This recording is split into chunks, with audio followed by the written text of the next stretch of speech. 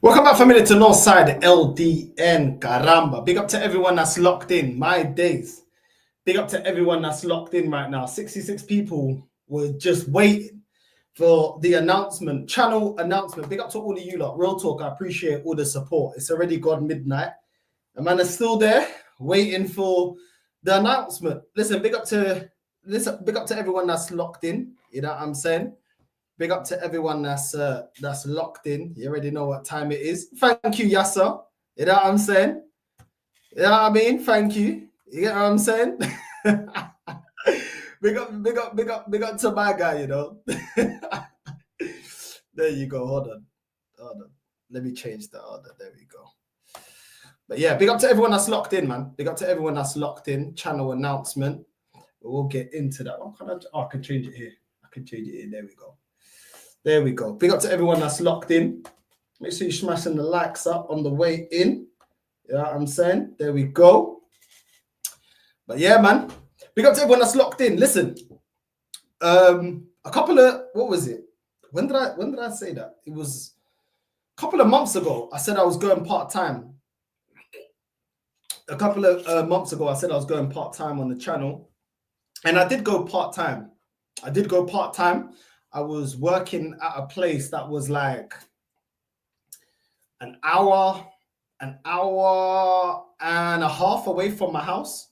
So every day I was going to this job. It was a part-time job, like an hour and a half away from my house there, an hour and away from my house back. And that was like, the travel was just doing my head in. I can't even lie. The travel was crazy.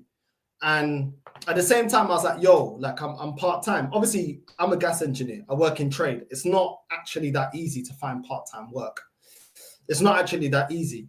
But I managed to find some part-time work.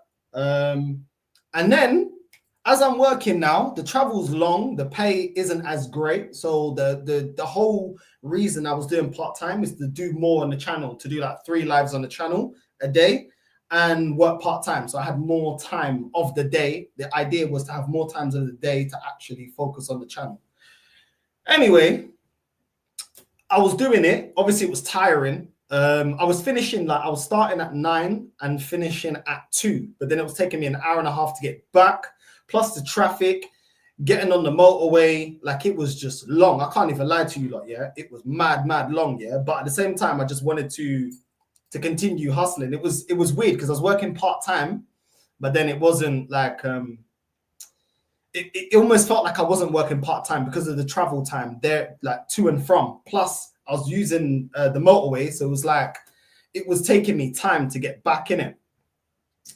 Anyway, I kept doing the job anyway, kept going. It was a uni student accommodation, and I was just doing the maintenance on it. It was in Aldershot, actually. It was in Aldershot. Anyway, I was traveling to and from, and yeah, it was a mad thing. I can't lie. Yeah, the traveling was crazy, and there was like no organization. The company was really badly run. Like, but it is what it is. Like, I made a commitment. I said I'm going part-time. I went part-time. I tried to give it a go, but ultimately the reason is I had to leave that job. I had a disagreement with the manager. She lived in Manchester, and she thought that me and the receptionist could run the whole place. It's like 150 uni students at this accommodation, brand new build. Nothing was set up. We had no training, nothing in anything. Anyway, it got to a point where I was just like, yo, I can't hold my tongue in it. I'm not somebody that can hold back my tongue too long in it. The next time she come down, she wanted to come down like twice a month, while me and the receptionist was running the whole thing. And I was just like, yo, that ain't right. Like, at the end of the day, like, you know, what's going on here? There's no proper management. Anyway, long story short, I ain't going to get into every single detail. I just told her, listen, like, the students I hear, they were from abroad. I think they were from China. They were like students that come from abroad from China. A lot of these lot don't even speak like that much English, the students. And there wasn't like basic things like heating, hot water, things like that. It was crazy. Like, certain parts of the building I was under, like, I had to fix. Other parts I couldn't fix. Anyway, this manager, she was like, I told her all the concerns, and then she was like, oh, I don't think the job role's right for you. I had to check her and tell her, listen, I don't think the job role's right for you. How about that? Yeah, there's no health and safety, there's no register, there's no keys so they can get back into their rooms. We ran out of keys, there's no internet here, there's no Wi-Fi, they can't do their coursework, they can't do it. Anyway, I told her about herself because she was getting rude. I was like, yo, listen, fill it up, you ain't gonna tell me nothing. You're never here. Do you know what I'm saying? There's bare complaints, people that couldn't check in their rooms. It was crazy. Like the lack of like just organization. Like there wasn't anything. Like I'd order stuff when people, like things would break in accommodation rooms or anything else like that in the building. She wouldn't order the parts. Like it was just crazy. So in the end, when she tried to tell me something, in the end, she tried to tell me, what she tried to tell me? She tried to tell me, like the students had like recycling bins and stuff like that, like the normal bin, the recycling bin. She's like, the students, like they threw everything, like anything you can imagine, like tampons, everything all over the floor. And she's like, are you going to clean that? I said, am I a dickhead? And she's like, oh, can't you clean? I said, am I a dickhead? Feel that puta. Do you think that's not my job, bro? She goes, oh yeah, but this is what the client. I said, no. You can talk to the students. I ain't picking up their rubbish. That's all feel that puta. Do I look like a palhaço? And she was there like, nah, but we need to, sometimes the job role requires it. I said, why don't you do it then?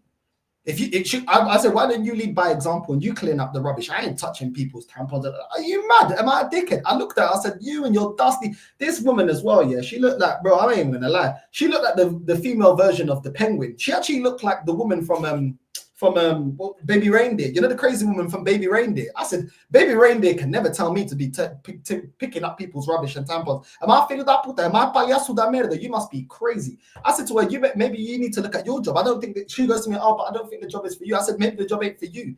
Because last time I checked here, I'm not here to do your job. How about that? You know what I'm saying? And then she said to me, oh yeah, but it looks like, then she started writing it down. I said, why don't you write down as well that you need to hit gym? How about that? Don't talk to me like a prick. You know what I'm saying? You need to hit gym, bro. Maybe you can get a 2-for-1 deal with Fat Babs. Maybe you can do that. I don't know. But you ain't talking to me like a dickhead. I'm not having it. I'm very respectful, but this woman was taking the piss. I was already on this job for 2 months. I would never ask anyone to do that. I'd never ask anyone. She tried to get the receptionist. The receptionist said no, and then try to get me. What, the black guy? You think I'm like, because I'm like, are you mad? Kiss my black ass. I told her straight. Then she's like, oh, so you're refusing to do it? I said, no, I'm refusing to do something that's not of my job title. I'm an engineer. I'm not the dustbin man. You know what I'm saying? And she's like, but I'll do it. I said, all right, cool. She goes, what? Even if I give you gloves and a litter picker? I said, all right, cool. If we got the gloves and we got the litter picker, why don't you get down there? You do the first clean, I'll do the second one. I was never going to do the second one. But I just wanted to tempt her, innit? Then she's there like, She goes, can you do the IT work? And I said, nah, I can't because you never gave me a login.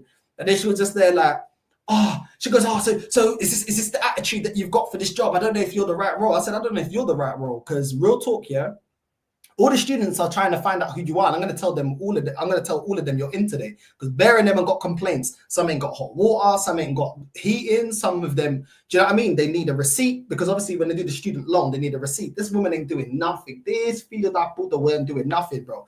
What she looked like? She looked like a podgy Matilda, bro. You know what I mean? She looked like Matilda. How are you 60-odd-year-old and you look like Matilda, bro? Are you dumb? Am I a dickhead? You can't chat to me. You know what I'm saying? I'm telling you. No, you can't chat to me. My girl looking like a 60-year-old Adele trying to tell me that I have to pick up tampons and all that. That's what am I doing right now? Am I a prick? You know what I mean? And then she was just like to me, then she was telling me like, maybe we need to analyze everything. I said, nah, no worries, yeah. So I took a picture of all the rubbish, yeah, and I told her, if you can talk to me, why can't you talk to the students? I said, I'm not their parent. I'm not picking all of that up. Anyway, it went back and forth, yeah. And then next thing you know, I just cut in it. And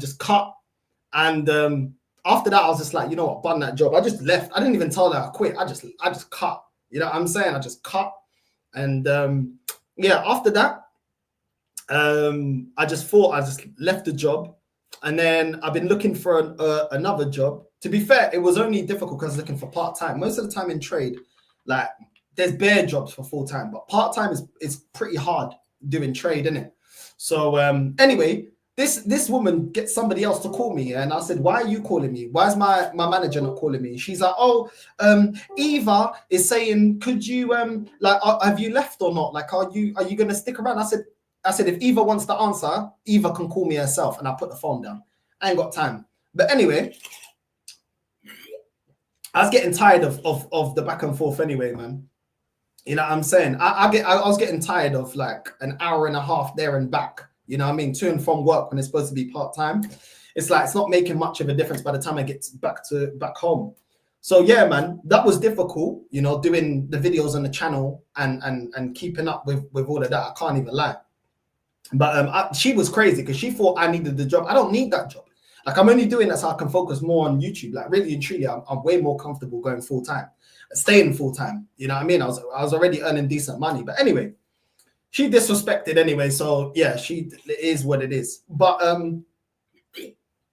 the receptionist, he didn't really have the balls to say anything. I said to him, I don't give a crap, bro.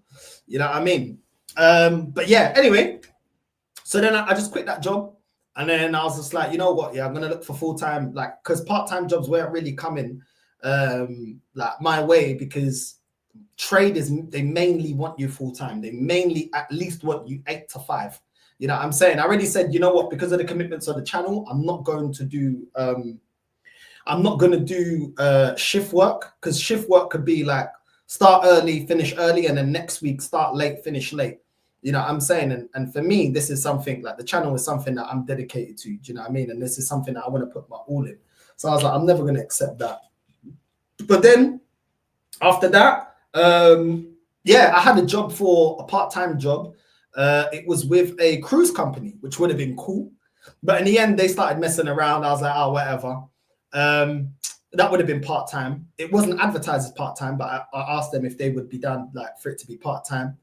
But after that, then I got this new full-time job. So I won't be working part-time anymore. I know I made a video announcing that I was going to do part-time in terms of work to dedicate more time to the channel, which, you know, would have been 3 videos a day.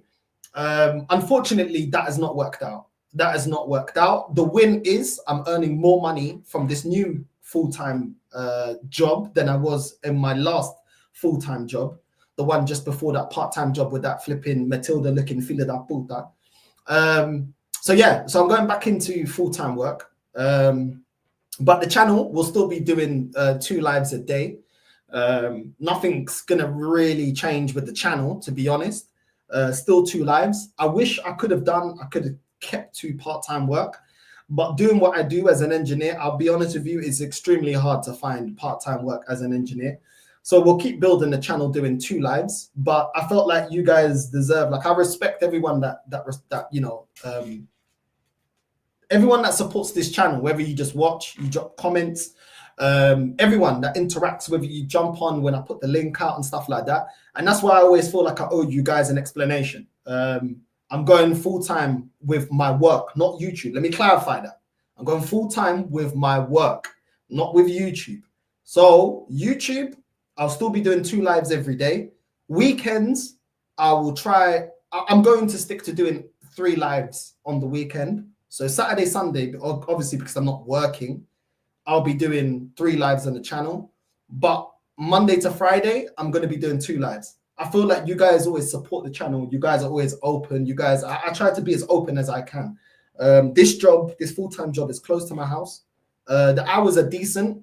I would have wished it would not be 9 to 5, but it is what it is. I would have liked it to be less hours than my previous job, but unfortunately, it's the same.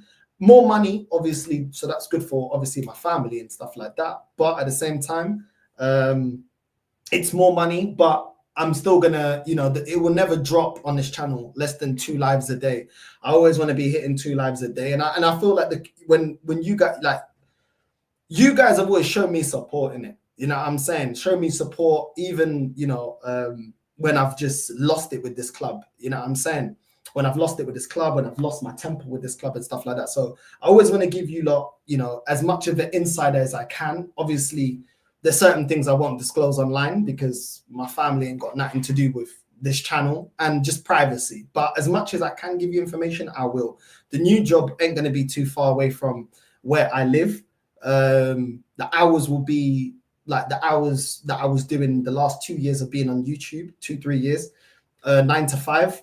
And yeah, so, you know, apologies. I tried to go part-time. I tried to do more on the channel in that aspect, but it just hasn't worked out. And sometimes it just is what it is. Maybe in the future I'll be able to get a part-time job, but at the moment it's full-time. And I mean, the only bonus is, you know, I'm making more money. So I managed to get myself in an even better financial position than I was before. But yeah, man, like I say, I always want to give you lot like the explanation. There's nothing. I just want to be honest and transparent. You know what I mean? It wasn't easy. It wasn't easy because I left my full-time job, went to the part-time job, took a while, and then I went to the part-time, and then it was like like it seems like I got more time, but I'm traveling so much that it's like, and the motorway, bro, is crazy. Like, as soon as something happens on the motorway, my travel went from an hour and a half to about 2 hours or 2 hours 20 minutes.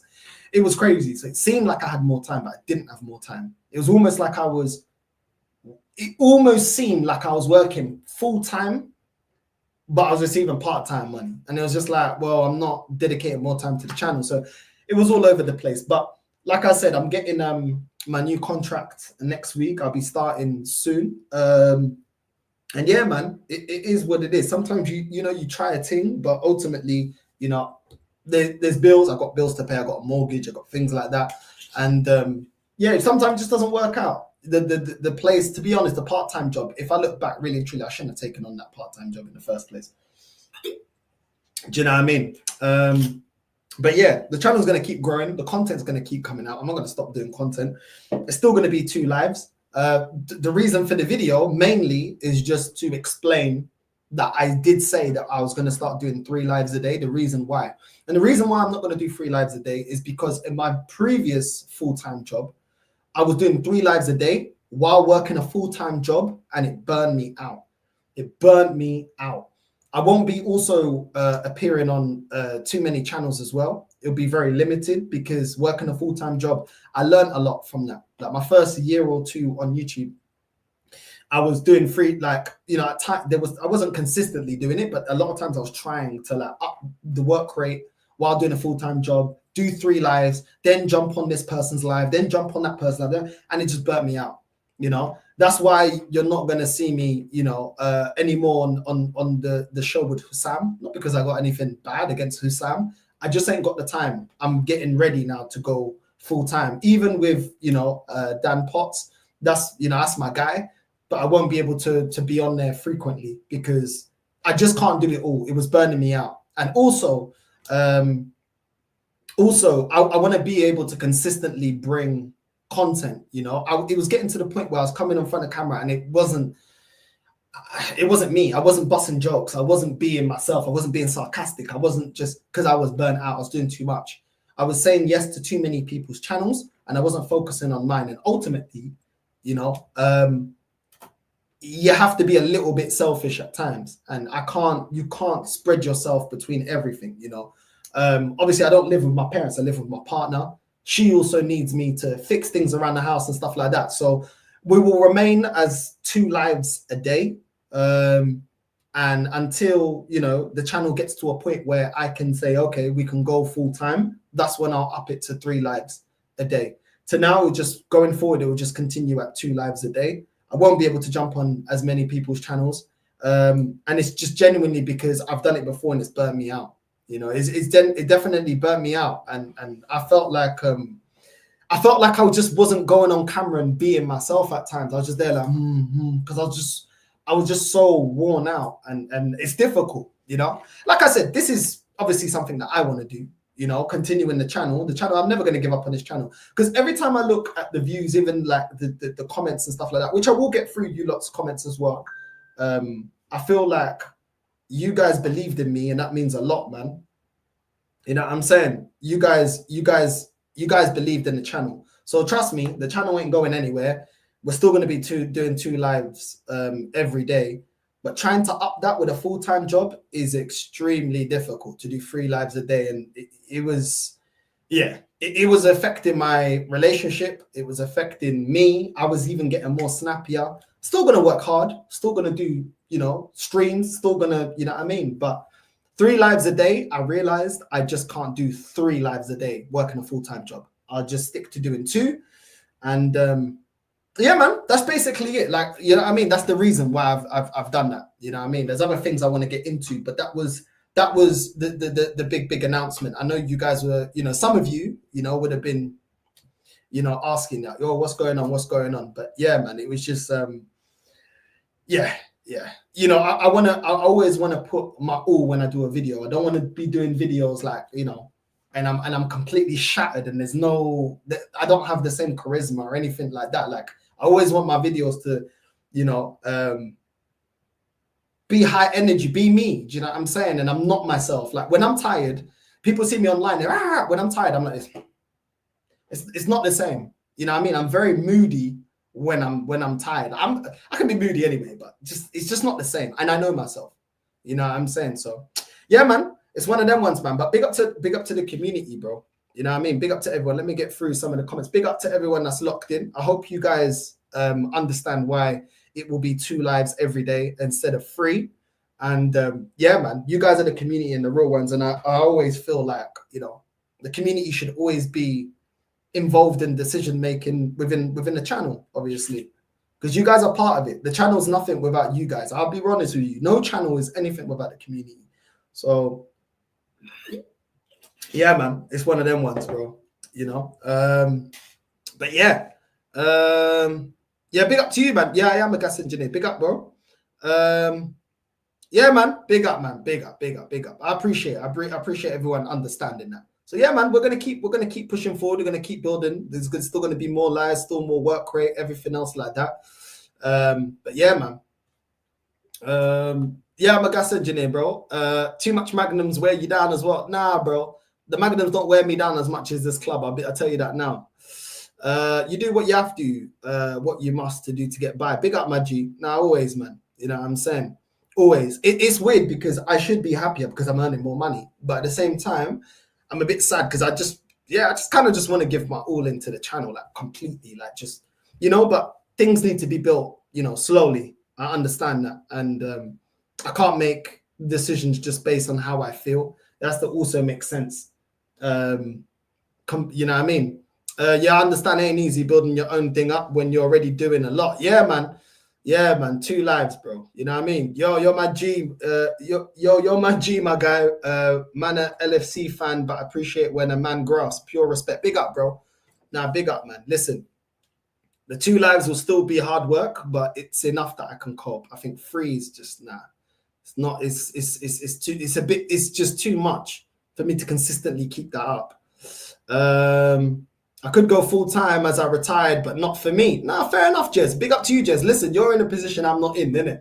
You're in a position I'm not in. You're good for money, you know what I'm saying? So I hear it, man. It is what it is, man.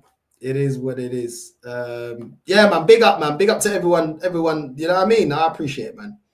But yeah, man. Big up, man. I know how you feel, young bro. Nah, big up, bro.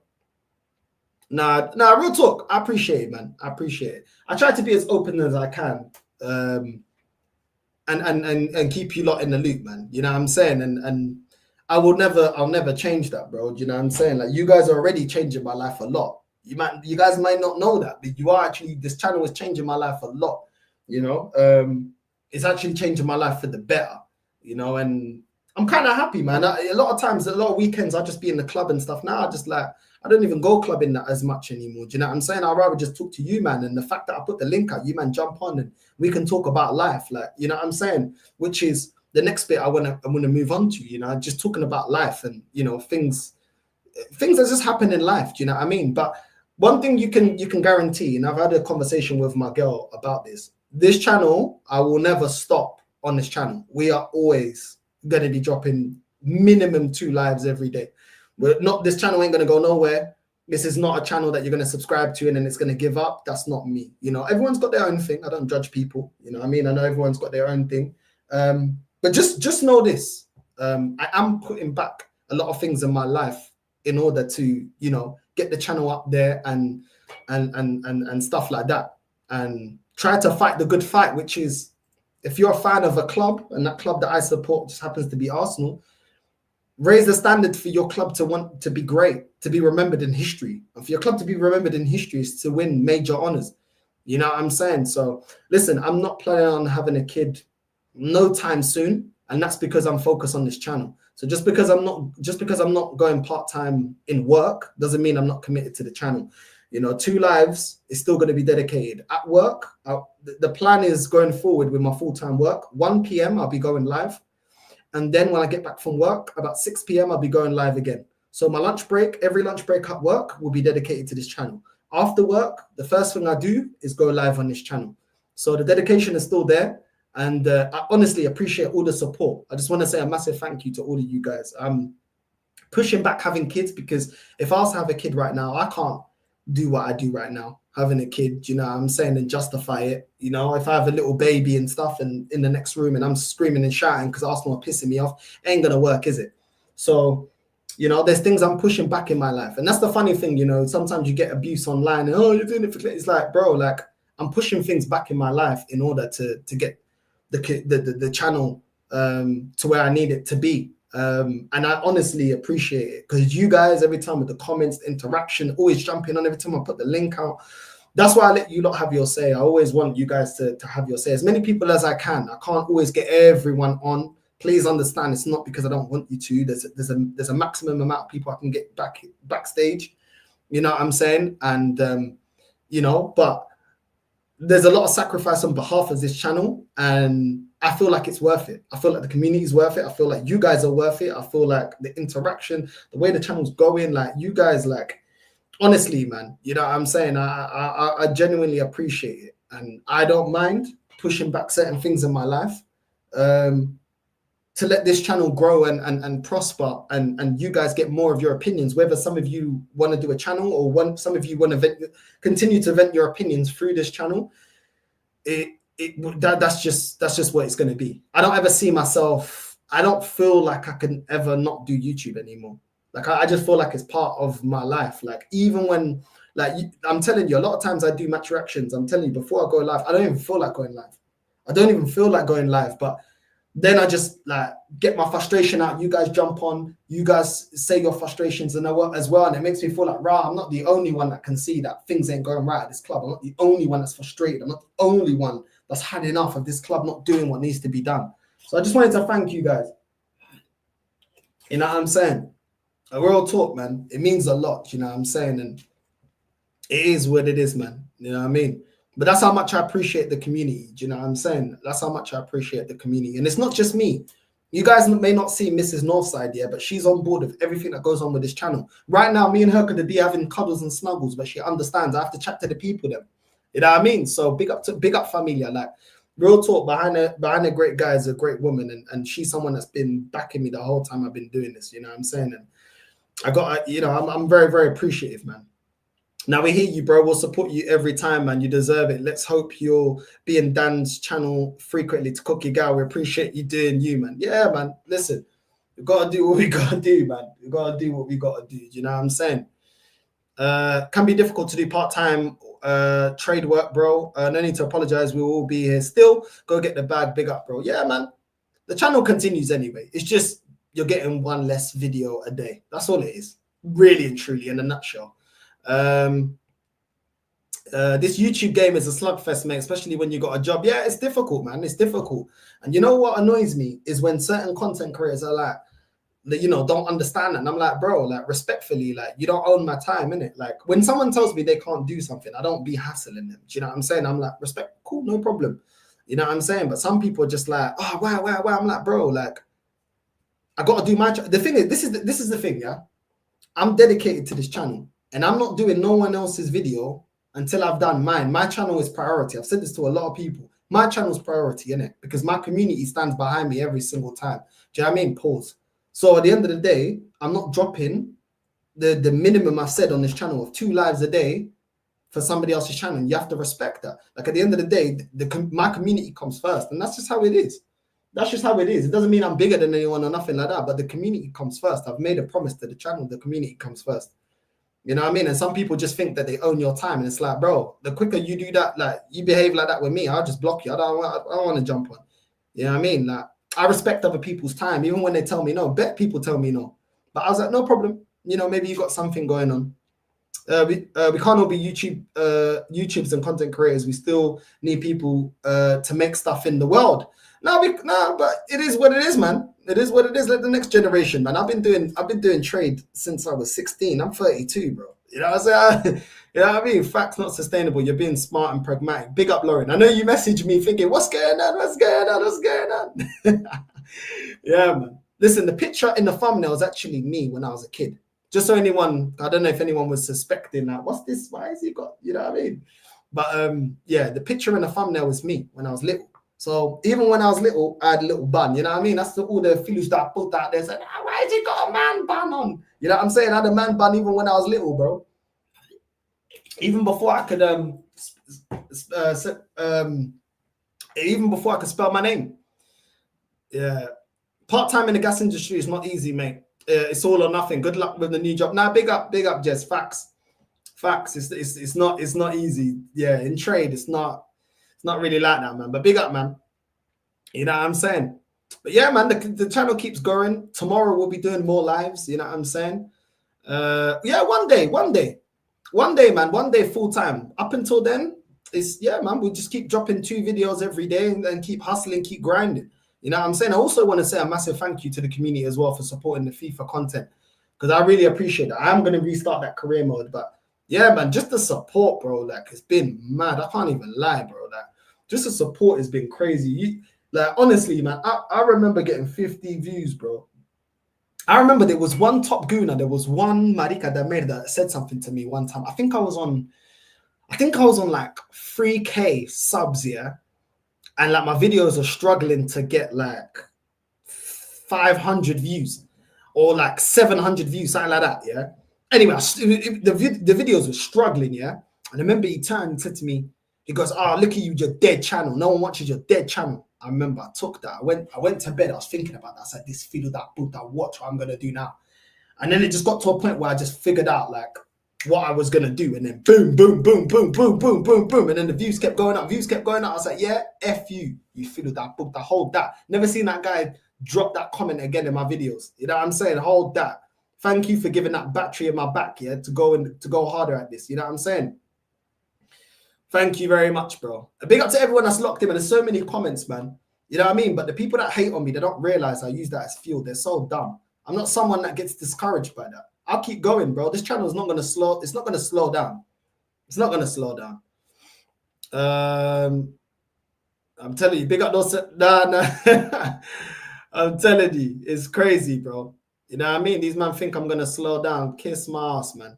You know what I mean? You don't like me? Trust me, you're going to have to keep watching. If you don't watch, don't click on it. I didn't make you click on it. You know what I'm saying? But big up to everyone, man. But Bab said you have to clickbait. I ain't to clickbait anything. This video was called channel announcement, which exactly what it was. You know what I'm saying? But yeah, man, it's one of them ones, bro. I am gonna Sam. I will put the link out in a bit, my G. Let me get through the comments, and I will put the link out for anyone that does want to jump on, bro. You know what I'm saying? You almost hit 20K subs, only need 80 more to reach 100K. Bro, man said only, you know, that's a lot. But yeah, man, listen, the target this year was to hit 20K, bro. We're on route. We're almost at 15K, bro. It's crazy. The growth of the channel, the support of the channel, everything, bro. And it's mad. It's like the more I'm just relentlessly myself, the more the channel's growing. It's crazy, bro. It's actually crazy. Big up to all the haters as well that click me up, yeah, that think, you know, that think that people are going to hate on me, because now that all this process ain't processing, yeah, it looks like a lot of people are going to be looking at those videos and thinking, rah, Lee called it out first, Jez called it out, Northside called it out, Kenny Ken called it out. You just thank you for promoting us. Thank you very much. That's why I never copyright you, man. You can do whatever you want. I don't care. You know what I'm saying? Your journey will be legendary, Northside. Listen, hopefully, man. Hopefully, I don't know about legendary, man. I still feel like I got a lot to prove in this in this YouTube space, but I ain't stopping, bro. I ain't stopping. I'll be real with you, man. When you get famous, don't forget. What do you mean? I can listen. Do you know what? Yeah, I can't be any different. I don't know how to be any different. I don't know. Do you know what I'm saying? So listen, it will always be the same. You know, maybe, you know, one day if the channel gets too big, I'll probably have to do multiple call-in shows because there's so many people that like I'm taken back by how many people actually want to jump on and have their say in the channel. Like, I'm not even gonna lie, bro. I remember when I first did a fan channel like call-in, I got like 2 people call in, like 2 people jump on. You know what I'm saying, to have their say. Now there's so many people that want to jump on. Honestly, it's touching. I can't lie. And this is why I'm not gonna stop with the channel, bro. Like, this is why I'm not gonna stop with the channel. You know, but I have to balance it. That's the only thing I've learned. It's about balancing it, because otherwise it's too much. You know what I'm saying? Weekends, I'll do 3 lives. During the week, I can't do 3 lives, man. I can't do 3 lives.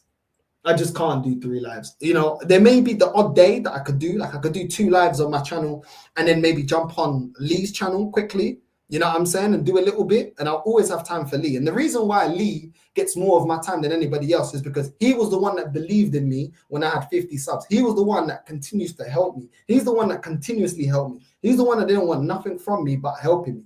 That guy will get help beyond anyone else because that guy always helped me. If I see Lee's live, Lee will get the redirect before anyone because that guy helped me, bro, and believed in me. And he don't have no stake in my channel, nothing. He didn't want anything from me. He just wanted somebody telling him the truth on the platform. And that for me, I'll always be loyal to someone like that. You know, a true friend. I'm not saying that everybody else ain't. There's a lot of friends. You know, I look at Jez as a friend, Matty, Ola, everyone is a friend. You know what I'm saying? That I'm cool with. But Lee is just different because that guy really believed. Like if you enjoy my content, it's because he believed in my content, bro. Like he believed in my content. And this is when I was a little bit more reserved on camera because I was still like a little bit like, do you know what I'm saying? It was weird talking into a camera. So it's different when it comes to Lee, man. That's my brother for life, man. You know what I mean? That guy helped me out tremendously. You know what I'm saying? So yeah, man. Nah, bro, I don't know, man. I don't know, bro. I don't know. Sometimes I'm like, bro, you know what I mean? I don't know, bro. You know what I mean? I'm just grateful that you lot like, you know, like my personality. I'm just being myself. Like, do you know what I'm saying? So it's nice to see that, bro, because yeah. It's touching. You know what I'm saying? I don't think enough YouTubers sometimes say this. It's actually touching, bro. Like people actually care what you got to say. People like before I went live, there was already 70 people locked in. The other day we redirected to a channel that had less than 1,000 subs. Everyone that redirected to subbed to me hit 1,000 subs, bro. It lit up his day. That is crazy, bro. Like big up to all of you lot, man. Real talk. I tried to get through as many comments and everything as much as I can. It's crazy, bro. It's actually crazy. Your channel, Jez's channel, Lee's channel are the best. No, so big up my G. You know what I'm saying? Nah, Jez is another one, bro. I always got time for Jez. I always got time. For all the real ones know who they are. Jez, Matty, you know what I mean? Carefree Lewis, another real one. Rants, Lee, like loads of them, bro. Like, do you know what I'm saying? Like Staffy, big up to Staffy as well for the redirect. Staffy, Omar, so many, bro. Like, I don't want to miss anyone out. Saeed, bro, there's so many people, bro. It's crazy, bro. You know what I mean?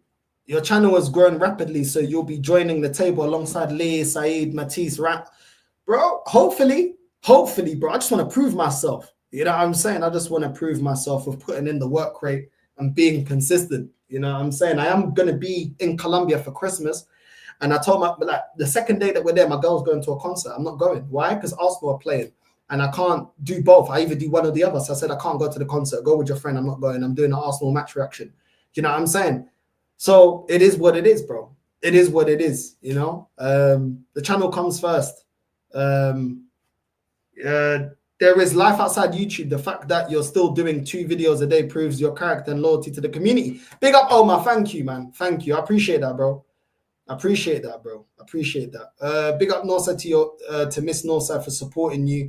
We will be here to support your journey. Keep up my G, keep grinding. Now, big up, man. Real talk. This was just literally for me to just say thank you to you guys anyway, and just giving an explanation, you know, as to why, you know, I said, you know, when I did the I quit my video, which was obviously a little bit, you know, the I quit my full-time job, why it's not worked out and what happened.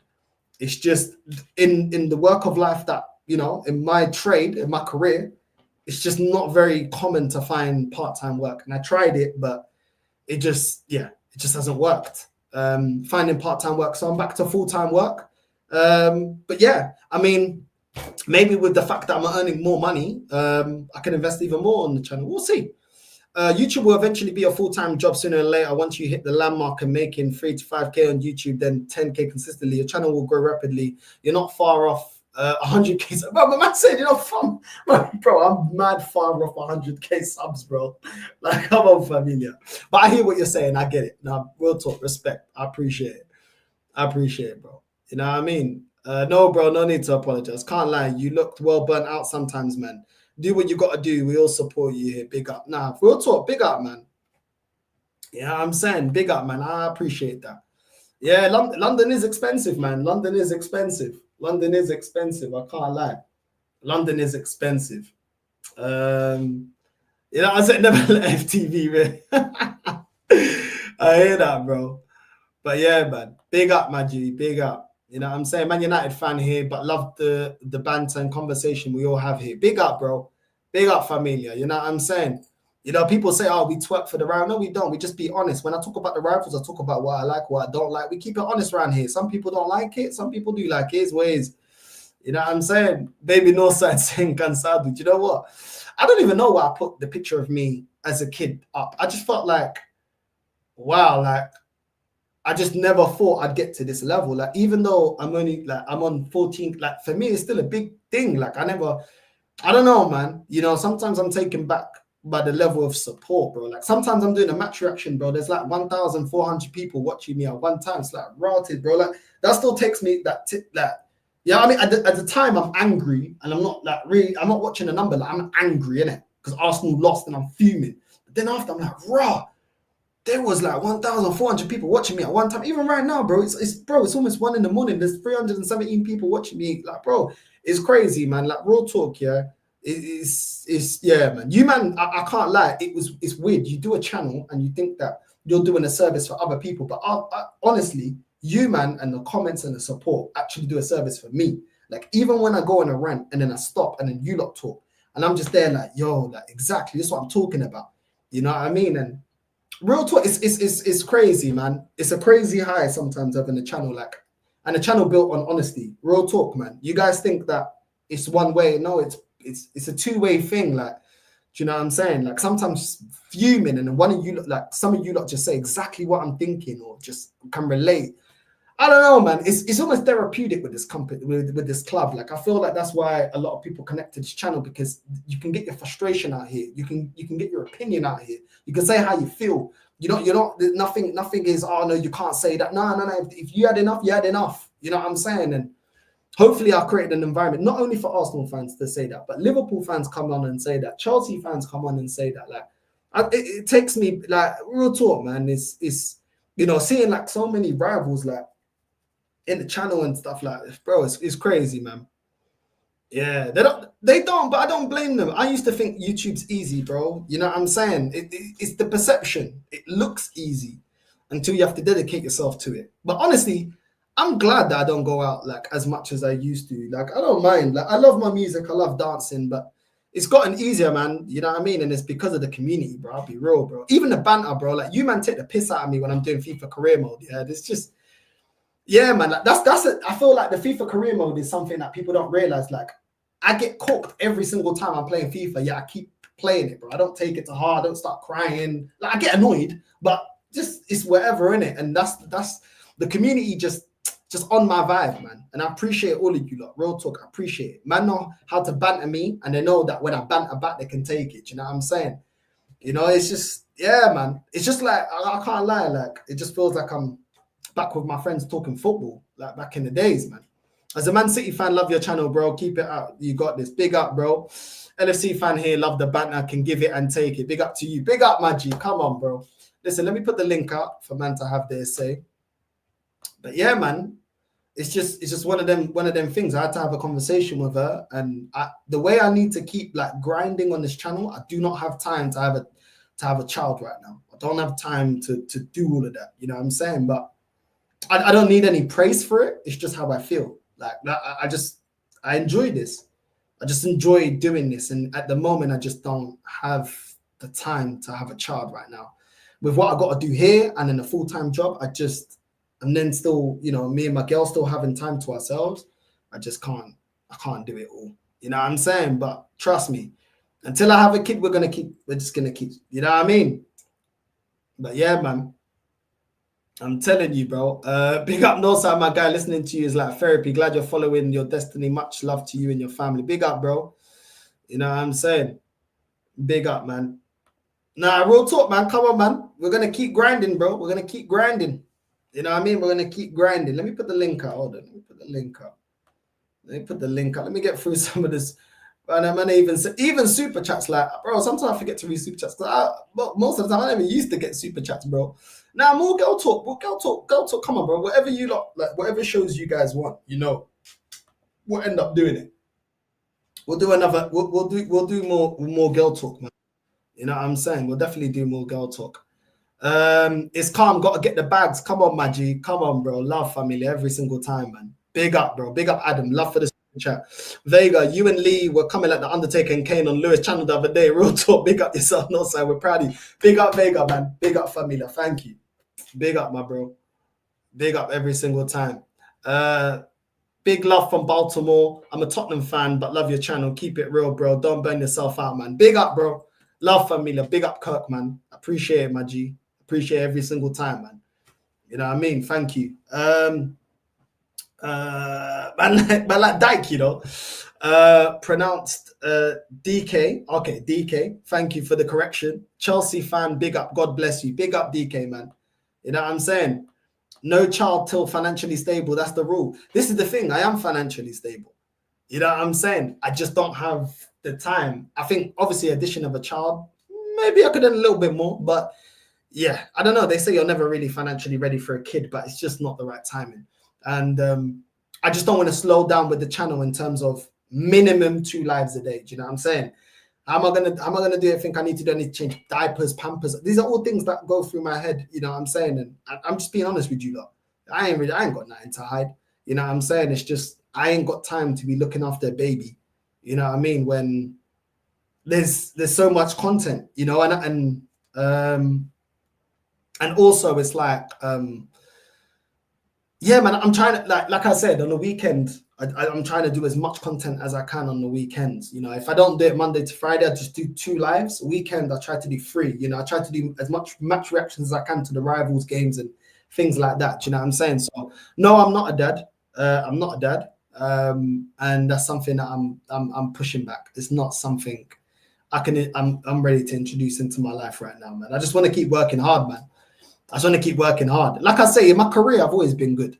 I've always earned good money. I'm earning better money now. I've always been good career-wise. But yeah, I just want to make sure that, you know, I can dedicate the time to the channel, you know, and it would be brilliant if I could do 3 lives. I know Dan Potts did excellently in his growth for his channel when he went full-time on YouTube and he started doing 3 lives every day. I know his channel grew like really fast. And big up to him, man. Real talk, big up to him. Big up to Dan Potts, man, because he works hard, man. But yeah, man, just got to keep hustling. Wait, this is just, is that my man, you know? Oh, big up to you, man, G. Keep practicing making babies, just don't make me. Big up to you, man, G. Listen, big up to you, man.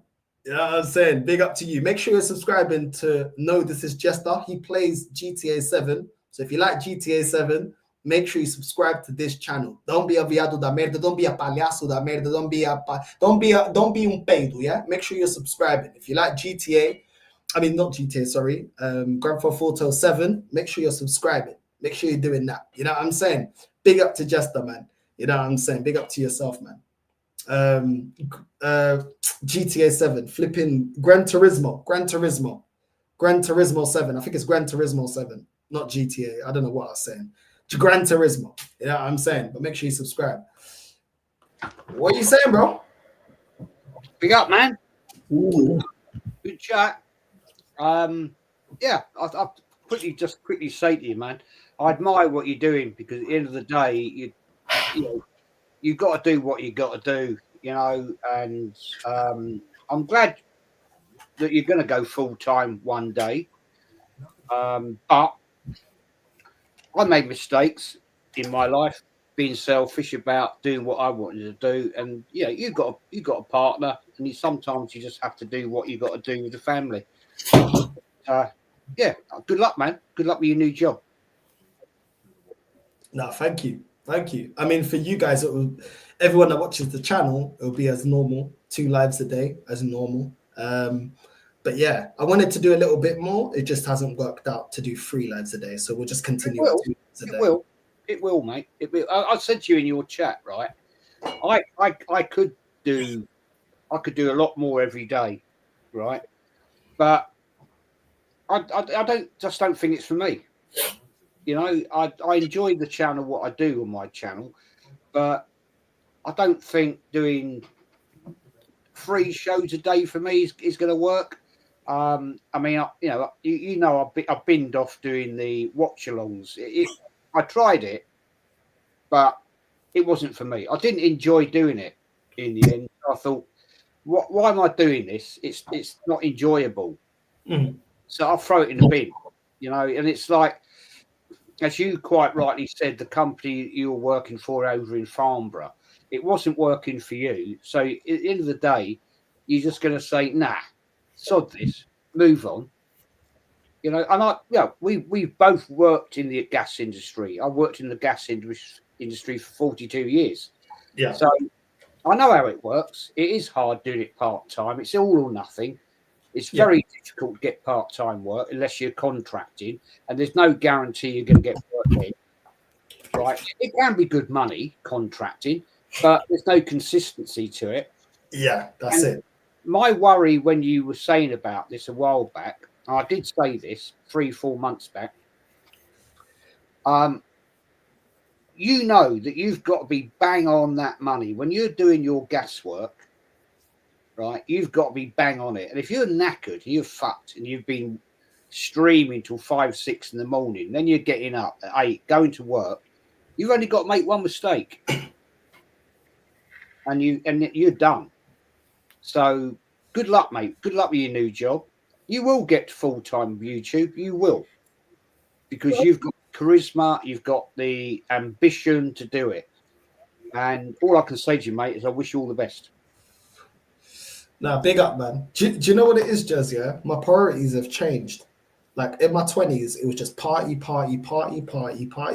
then I always had my career, but then now it's just like it was either I was gonna go all in on trade and be working crazy hours, or I said, you know what, let me build something on the side that could potentially go online. But honestly, with my career and my CV, not to gloat or anything like that, I'm comfortable. Let's say YouTube packed up. Let's say I only get 5 years out of it. I still got my qualifications. I still got my CV. I still got all my experience. I just go back to doing what I was doing. So I'm just taking a leap of faith. And I feel like, why not? Why not? I don't want to have any regrets, Jez.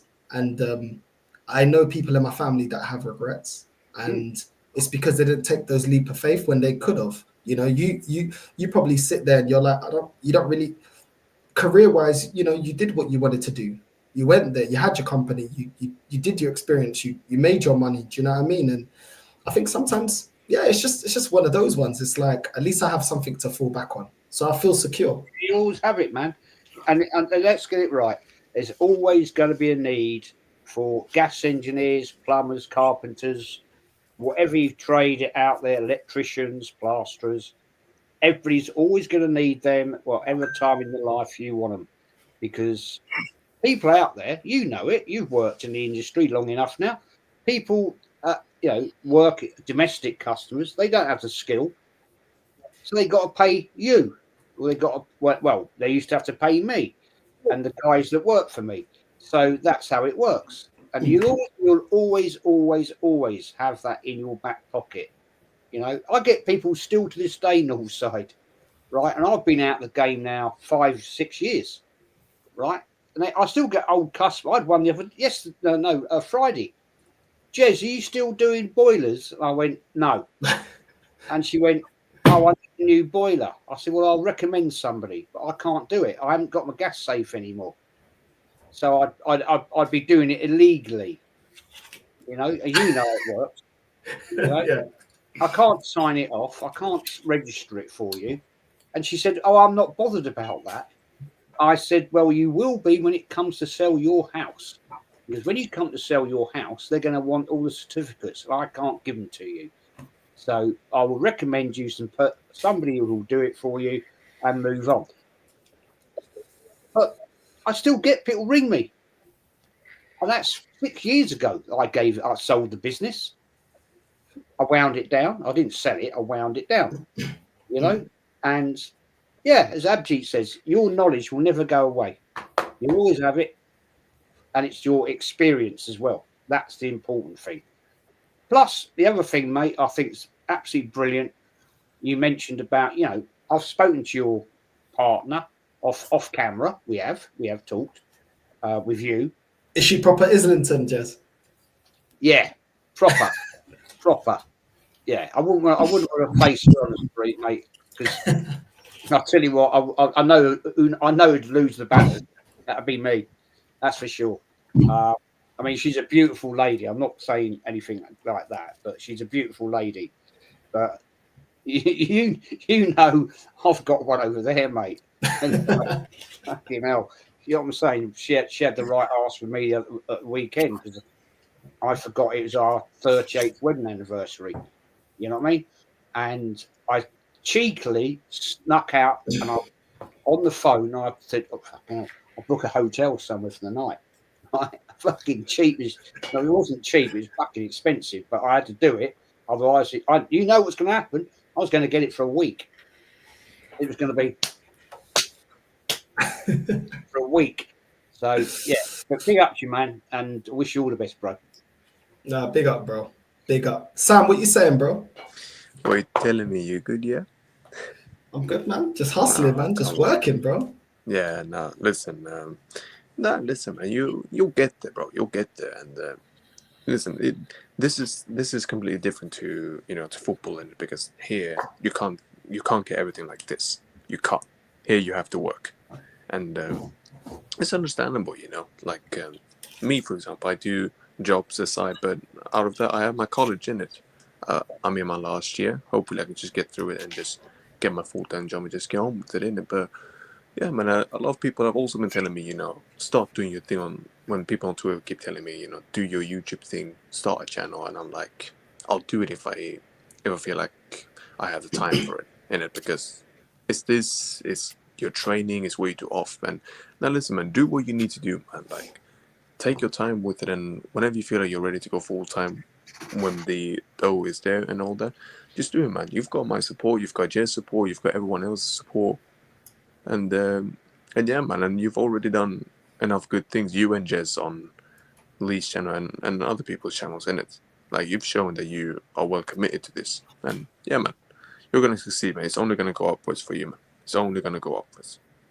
I just don't want to, like, I'm not scared of the hard work, and just knows this. Doing what we do is, you have to. It's hard Everything work. is this hard is a work different form of hard work. I'm not scared of it, and that's why. And let's be real, also everything is hard work in life, but you don't get anything by not working. On this YouTube thing, if you sell out, it won't be that much hard work. Oh yeah, but I don't associate myself with scumbags like that. I just can't do that. I just can't do that. Like I don't know, man. Like I can't do that. I can only ever say my real opinion, bro. Like I just can't do that. And that's what Lee told me as well. That's what he told me backstage when I went on his channel 2 times before, and when I spoke to him before. You've kept it real with me backstage. You've said the same thing to me. You're never gonna say what you don't believe in. And listen, that's how it should be, man. Just say what you believe in. Whether people think you're delusional or not, doesn't matter, innit? Like, as long as you believe in what you say, then fair play to you. We've got a gal as a biggest example. You and I don't agree with anything that guy says, and we don't even support the same club. But he's a cool guy, and he actually sticks to what he believes. Fair play. Fair play. That's the difference. Whether you agree with that person. It's hard work, though. It is hard work, Sam. It is hard work. Yeah, of course. Of course it is. You've got to put time and effort into it. It's like people said to me recently, "Why aren't you doing your history stuff so much?" Because I said, I did a stream about it. I said, to be honest, it takes me 3 hours minimum to put a history channel facts together. And when I do it, it's it's a bit disheartening when you get like 200-300 views on it, and I'm thinking, well, why am I bothering to do it? Because I can sit here with Northside, you, Macy, right, and we can talk about Arsenal and everything else and blah blah blah blah blah, and you'll get 1,000 views. No, of course. 1,500 views, maybe. And you can even see on my title, Jess. I'm not even an Arsenal fan, but I can chat with you and also about your club, innit? Because again, they've told me, and I've done my own research to see what state your club is even in, for me to even have the words in it. And it's like I've said, innit? Like, you do what you need to do, innit? Like, if you feel like YouTube is for you, you do it. If you don't, then you don't, innit? You can always jump on your mate's channels, which is what you're doing with Lee and also.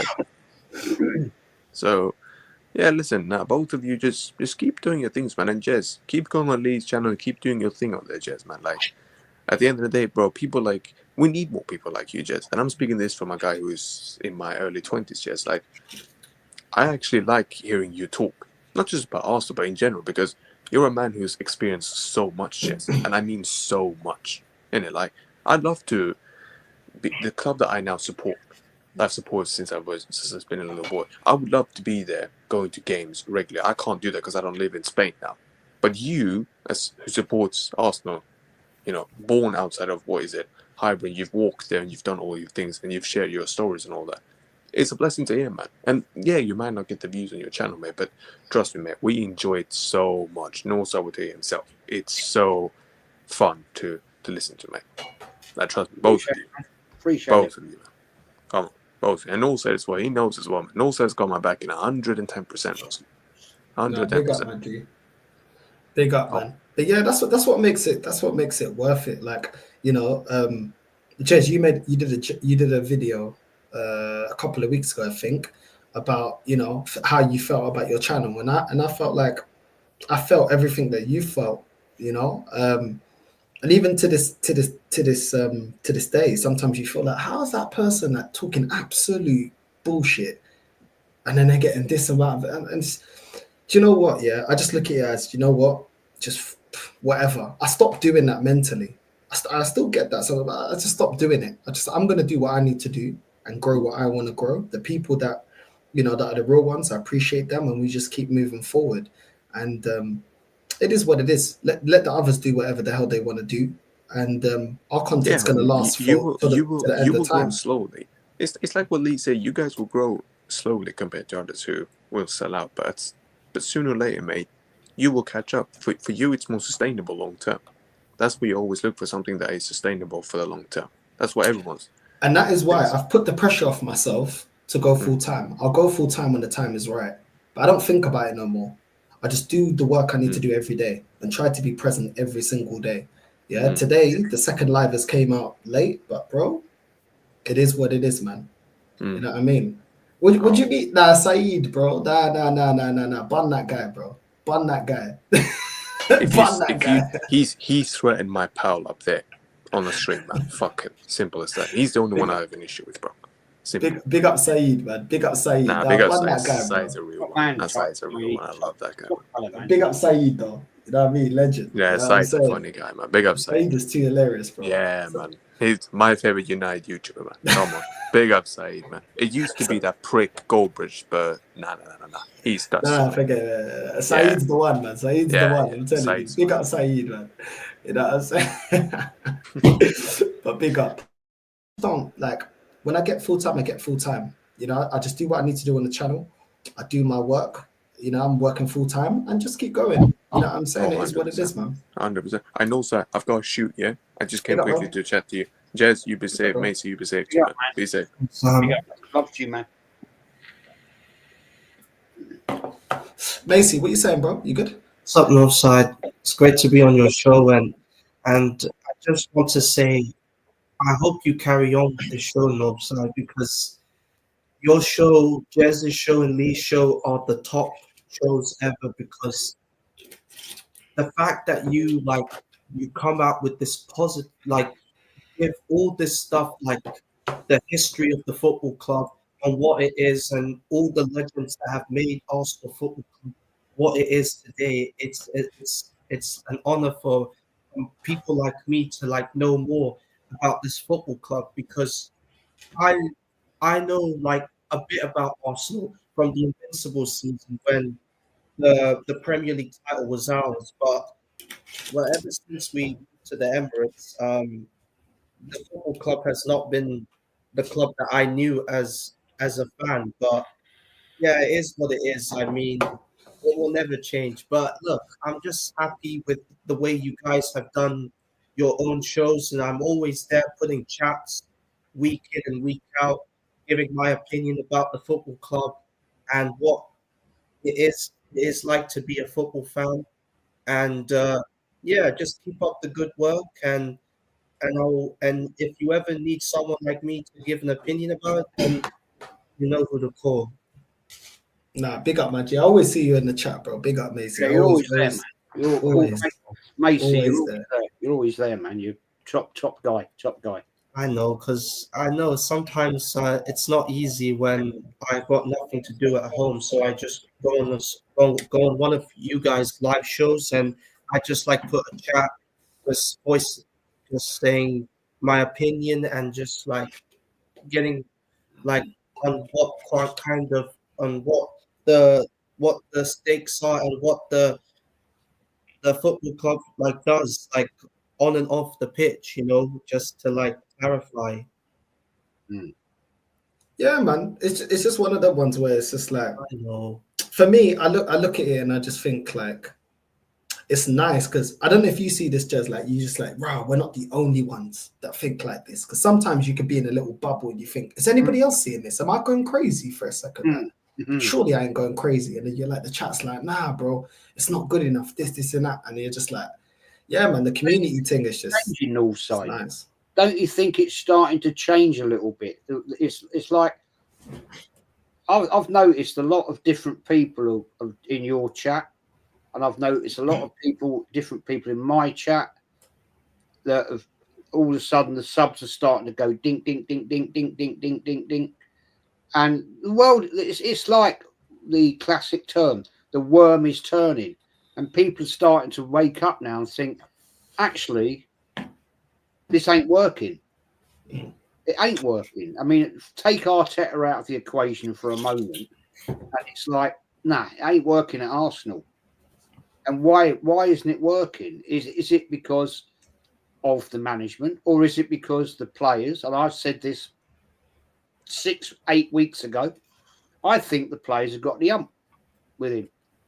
He's a narcissist, and he's got the players are thinking, I've had enough of this.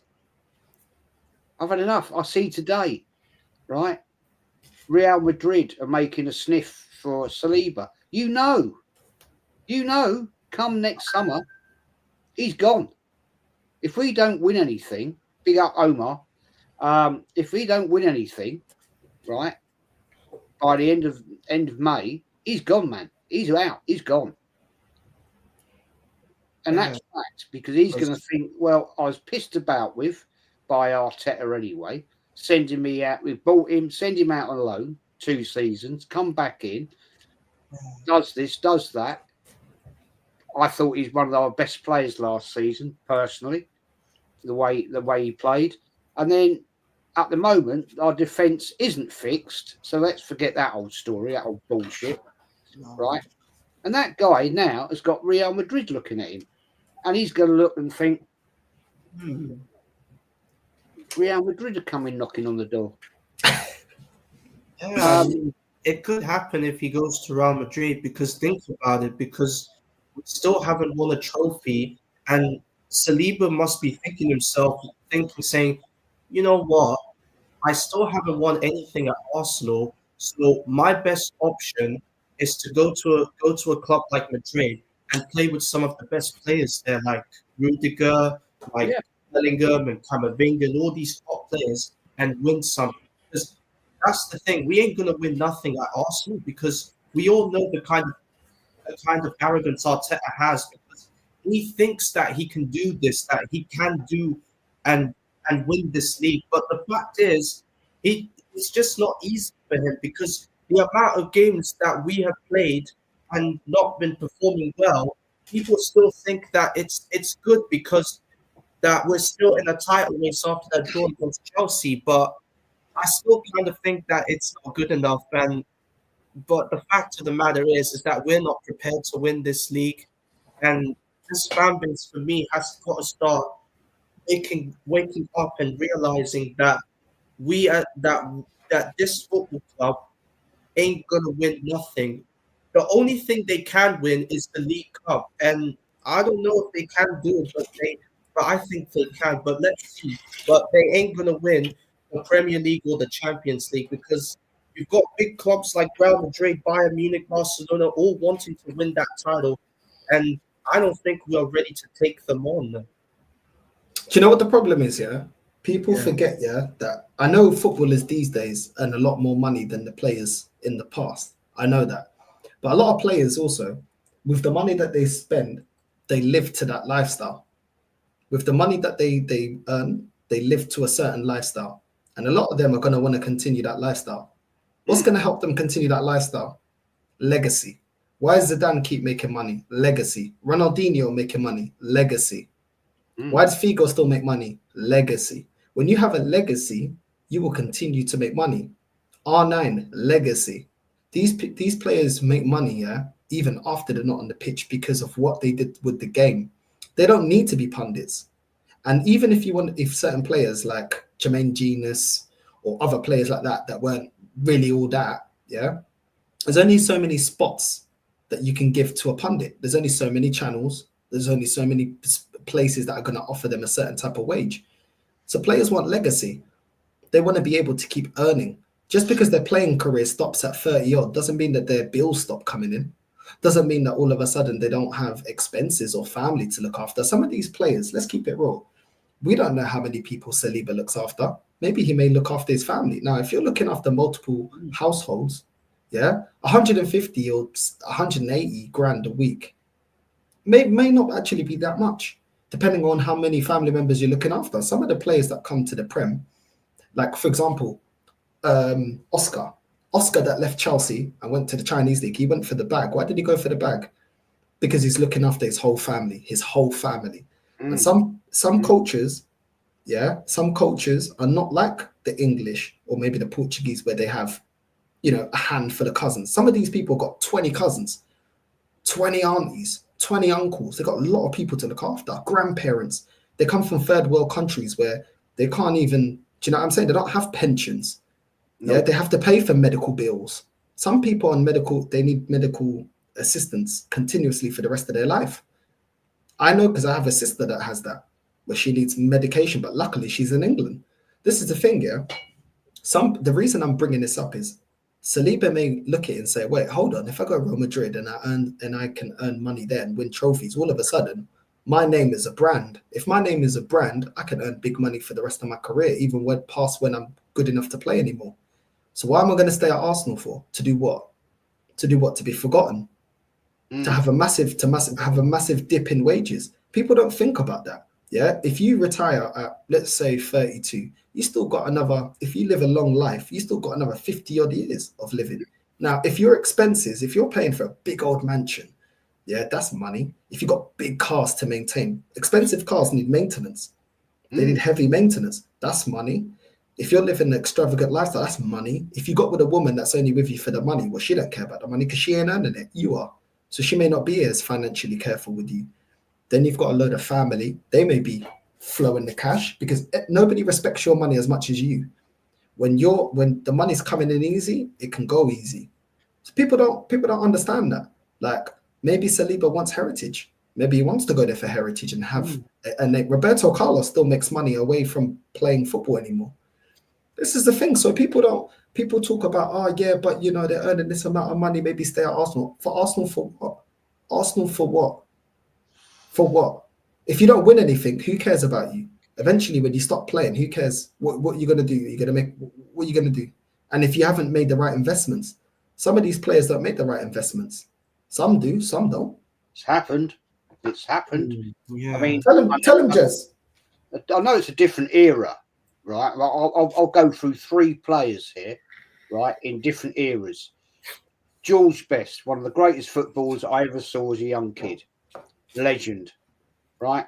totally threw his life away through drinking, womanizing, fast cars, God knows what else. And when that man died from alcoholism, he had nothing. He had nothing. Let's move on. Currently, let's look at Gascoigne, one of the greatest English footballers, that I've ever seen play in my lifetime, in modern era. Look at the state of him now. Look at the state of him. Mm-hmm. He's reliant now, on people like Vinnie Jones doing TV shows with him because he ain't got nothing. You know what, right? Can I just say something very quickly to what you were saying or said earlier, right? Can you guys hear me? Yeah. We can hear you. Cool. So, Northside, you said something that was very important, right? You know how you talked about some of these footballers, right? Sometimes people forget that some of these footballers, they have lives outside of football, right? Just like you know how you just made your announcement. I was actually listening to your announcement, right? Listen, there's a life outside of YouTube. There's a life outside of football. There's a life outside of everything that we see on screen. Like right now, I'm talking to you right now, Northside. I'm at work. You understand what I'm saying, right? This is my job. This is my full-time job. This is the reason why I don't upload every day like a lot of people tell me I should. I don't have the time. You understand what I'm saying? The little time that I have, I try to do something. Go on stream, do a watch along. But I'm not always live because I can't be live. I go to school, I go to college, and I have a job. So I have 3 things I have to juggle at the same time, right? And the most important thing is, Northside, right? The point that you just made earlier about sometimes with footballers, right? Like when they choose to follow the back. Let me tell you something. I'm one of these people who I don't have any issue with any player that chooses to follow the back. I'm sorry. Football is a short career. You understand what I'm saying? Football is a short career. And once you retire, bro, these football clubs don't care about you. They don't. Like people forget this. This is why I'm gonna be honest, right? I had a serious problem with this guy when he said this, Tony Cruz. Great player, bro, but I flipping hated when he came out and he was calling out that Spanish player who chose to go to the Saudi Arabian League and calling it embarrassing and saying, oh, you just messed up your entire career and all of this bollocks. First of all, let me say this. Tony Cruz, you come from a different world from many people. See, outside of football, a guy like Tony Cruz was born in a rich family, bro. He had everything given to him, right? So he doesn't understand what it's like to come from the streets, right? To come from a family of like 20, 30, 40, 50 people to take care of. You understand what I'm saying, right? That kind of pressure that gives you to have to take care not only of yourself, but of the people around you, right? And the amount of money that you need to have in your accounts. And then you have the Saudis giving you a lifetime contract, like giving you money that will basically make sure that you, your parents, your children, your great-grandchildren, every one of your generations are safe for life, bro. You gotta think forward, man. You gotta think ahead. You understand what I'm saying, right? So I completely understand when certain footballers choose to go through that, especially Brazilians. Like Brazilians, bro, they come from the favelas, bro. These guys come from the favelas, bro, right? And if they're coming from the favelas, that means that their families are in shacks. That means they don't have the basic things. Imagine your whole family, 60, 70, 80 family members. Everyone's in a shack. Do you know how much money you need to set them all up? You need to get everyone housed, everyone on medical bills. And guess what? There's no NHS out there. Surprise, surprise. Then you need to make sure everyone's clothed. You don't know what condition certain people are in. That's a lot of money. I know these footballers make a lot of money, but that's a lot of money. And also making sure that your own household is set up. There's a lot. Insurance, another one. Bro, there's so many things. But carry on. No, sir. Look, this is a funny thing. You see Hulk, a player like Hulk. A player who many people sit down and say he could have been one of the best Brazilian players to ever play in Europe, right? He had an amazing left foot. He could shoot the ball, this and this and this. This guy's whole career, he followed the money. But bro, think about who was that guy before he became a footballer? Do you guys know who that guy was? Do you know what he had to live through as a child? Like that's the problem that I always have with some of these people. When they don't understand the stories behind some of these footballers. Players like Asamoah Gyan. Asamoah Gyan came from a poor family in Ghana, bro. This guy had to struggle for everything. And then you have the UAE giving him money, bro, that could basically make sure that his whole generation of family members are safe for the rest of their life, right? He's supposed to reject it just for your entertainment. Nah, bro. At the end of the day, bro, listen, I want the best players to play in Europe. I want the best players to play in the best leagues. But at the end of the day, bro, I am well aware because at the end of the day, bro, I don't make millions. But dude, I have to work to take care of myself, right? I have to take care of myself. I got to take care of my family. I don't have a wife or children, but I take care of my parents, right? I do what I can, right? And I do that by working hard. The same thing applies for these footballers too. And that's why I had a problem with some of these footballers who call out these footballers. Because how dare you, man? Like some of these footballers are so flipping privileged, man. Because they've never had to struggle like some of these lower class people.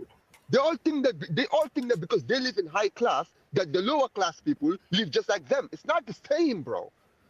Don't compare yourself to others, man. Some people don't know what it's like to wake up in the morning and have breakfast in the table. Some people have to wake up and literally have to go and bust their ass to go and make some food, to put some food in the table.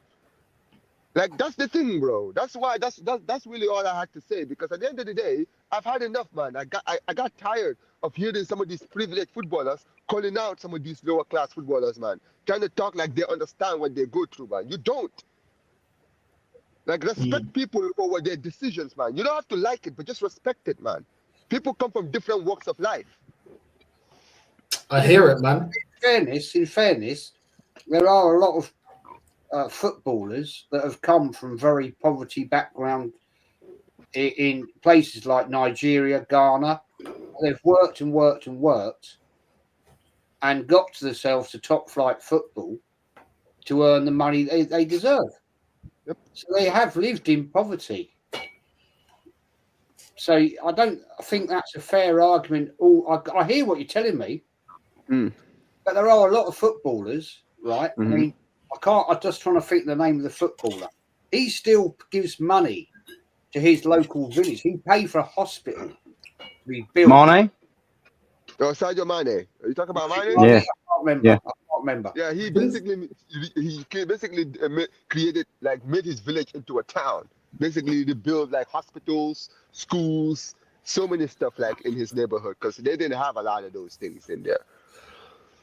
But yeah, but look, Ozil did it as well. Ozil did it. He was giving money away to his old hometown, right? And you know what's funny, Jess? I'm gonna be honest with you, Jess. The reason I have this kind of mindset, I'll tell you why. It's because I want you to understand. I am an American, right? But I was born to two African parents, right?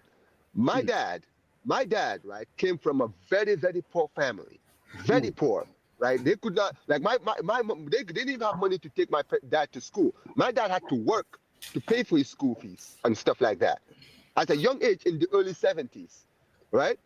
And my dad ended up getting an opportunity of a lifetime, right, in the early 70s to move to Europe, to Norway, right? That's where he actually did his high school, right? And then when he got, and then when he moved, and then when he did so well in Norway, he ended up applying for the University of Seattle, and that's how he moved to the United States, right? And he lived in the United States basically his whole life, right? And then when we were born, right, me and my two siblings, right, we became citizens. We had the opportunities that we had today. Like the opportunities that I have today, my father wasn't lucky to have these opportunities. And when I go back home, Jess, when I go back home, right, to my country in Gambia, I look at some of my relatives, my cousins, right, who aren't as lucky as I am, right, and who I see have to work every day, like they have to bust their ass every single day just to earn something to eat, right? It makes me realize I can't, like, some of them would literally swap their life for mine like that. Even though I'm not rich, but I'm in a better place than they are. And I look at that and I say to myself, and I say, listen, at the end of the day, life may not be great for me, but it could be so much worse, right? And all I can do is to just aim to be higher. But yeah. Arsenal X-rated. The reason we even got on this topic was Saliba. Like, Yeah. why would he stop building his heritage in football and his brand, because let's be honest, a lot of these footballers now, they are brands. Let's keep it honest. They're brands since the David Beckham days and that they've become brands.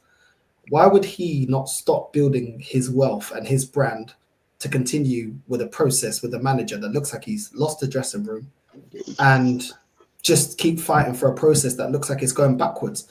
I couldn't begrudge Saliba if he leaves for Real Madrid. I think that's on us. That's on us as a football club. Mate, if he's got an absolute ounce of ambition, William Saliba, of course he'll leave. Okay. Why you know on what? earth? You know what? Yeah. Let him land. Let him land. No, Go on, Arsenal. Go on. Go ahead, Yeah. Look, listen, why on earth would William Saliba want to stay? Now, when you're being courted by the biggest club on the planet, and they are the biggest club on the planet, look at their league titles, look at their Champions Leagues. And let's face it, some of their Champions Leagues, they've been the best team in Europe. Some of them, they actually haven't. But their heritage, the fact that every single club in Europe is petrified of coming up against them, has got them over the line. And also the likes of their solo individual world-class players have got them over the line, i.e. Ronaldo over the years, Benzema, etc., etc. Why would Saliba not want to be a part of that? I don't really understand it. But more so, the scarier question isn't why would Saliba want to be part of that? Why would he want to be part of Arsenal? That's the worrying question that us Arsenal fans need to actually worry about. Why does he want to be part of Arsenal? Well, actually, Mikel Arteta has fucked him off for 2 years, didn't he? He let him on loan to St Etienne, and then you got the COVID year, of course. So that went to sort of pot. And then he went back to Marseille the year before. And then he come back, and he was a shock. He was a revelation. Do you know why he was a revelation? One, he's a world-class talent. And two, we had Mustafi and Socrates at the back. So it's very difficult to not look like a shining star, isn't it, when you're coming in and replacing the two worst centre-backs we've had in our history. It's almost Igor Stefanov's esque, aren't they? Our centre-backs have been over the last few years. Not now, they're good. But yeah, the point I'm sort of gonna carry on making is why would Saliba want to stay? Now, he's not an Arsenal fan. Yeah, we've seen the pictures of him as you know, he's in an Arsenal shirt when he's a little bit younger.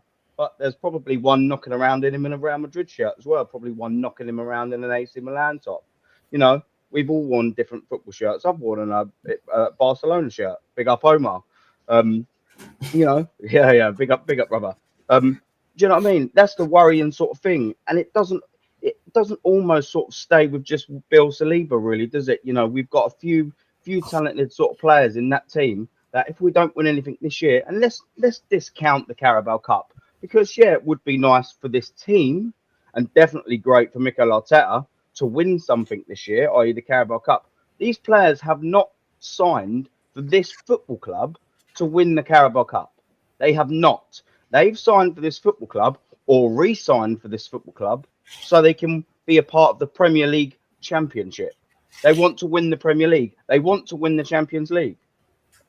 Are Arsenal going to be winning the Premier League this year? No. We are 9 points behind Liverpool, absolutely miles clear of anything that Liverpool are going to do. We're miles away. Liverpool last season, I think, where was it? In January, yeah, mate. I think we was about 5 points behind, wasn't it? After we lost to West Ham 2-0 and then ballsed up the lead against Fulham, yeah. All right, we made that up, yeah. We made that up, fair dues. But this time we're hunting down two people, bruv. Two people. We're hunting down Manchester City, who still haven't turned into beast mode yet. And they will turn into beast mode. And now we're hunting Liverpool. The Premier League's done for us. So that's William Saliba sitting there thinking, well, we're done in one competition already. Does William Saliba actually honestly sit there and think that Arsenal Football Club are going to win the Champions League this year? Does anyone here think Arsenal are going to win the Champions League this year in the panel? Big up Jez, big up Macy, big up Omar, Northside. Excellent chat. Does anyone actually genuinely think here that we're going to win the Champions League? Why the hell does William Saliba? Exactly. What does William Saliba think it? Us Arsenal fans, pure Arsenal fans, can't even believe it. Why the hell does a Premier League top high-level footballer who can play for anyone in the world and is being courted by the best in the world, why would he stay? Exactly. Yeah. Well, one of the people that brought him to the club in Edu, one of the people that spoke to him about the process is leaving. Like, that makes sense. How can you convince someone to stay and then you leave? Yeah. Clearly, there's something not right. Clearly. Do you know what I'm saying? At the end of the day, why did Edu leave? Why would you leave? And people talk about, oh, but Edu got a lot of money by Nottingham Forest. What are they going to win? Because he's not working with the same budget. And respectfully, Nottingham Forest aren't the team they were under Clough. They ain't been that team for a very long time. So if people are third spot, they're above us, mate. well, There you go. And we've got them coming up as well after the international break, and the games that we've got, Nottingham Forest, Sporting Lisbon, them games are going to be tough for us. And I'm worried now because if we don't strategize our tactics with the team, then we're in for a beatdown because we're already out of the title race. So I don't know. I think we might be out of the top 3 race. Forest and Sporting, it might look that way because I don't think Arsenal can turn the corner around with this squad. For me, I just look at it like I don't really agree with this comment here. Edu sold his soul for money here in Arsenal legend this guy anymore. is Screw him. baffling the whole time, no side. I'm not gonna lie. He's one of those people, bro. You know this. He's one of those people, man. Yeah, but Yo, what you saying? I didn't know I was on straight away. I know You're right, Edu man. did lots of stuff for the I thought I was waiting. season. I give him that. I respect Edu for what he's done as a footballer, but I don't know. As a director, I'm not sure. How did he accept that role as director? I mean, who gave him that position of power? Kroenkes, or was it the hierarchy that gave him Rob, the whole the amount of University of Arsenal, mate, gave it to him. was- We're an institution of fucking tuition, mate. That's who give it to us. The University of Arsenal. Train There you up, go. come to Arsenal, be a manager. We'll train you for 4 years and let you fly your little wings off. You know, Yeah, once come you're good, you want to give do him right a great card. football, come here. We'll teach you for 4 years, and then when you want to get triple your wages, Salah. That's what we are. We're university, mate.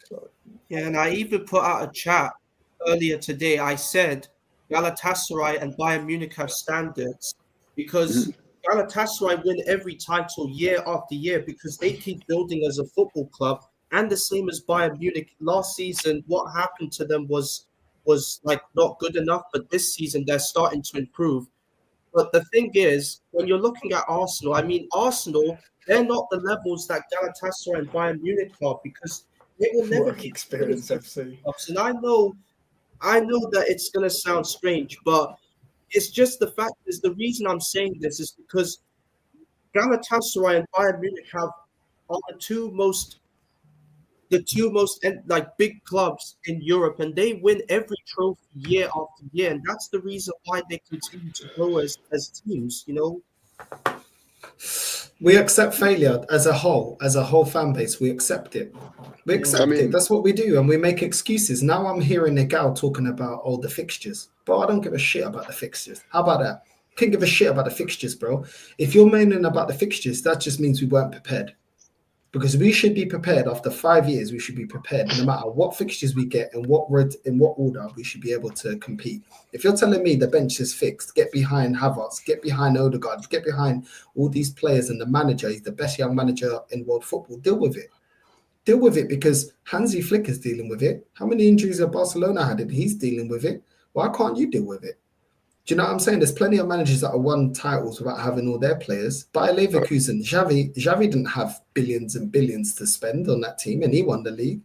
Do you know what I mean? Conte won the league against Man City. He didn't have all of his players.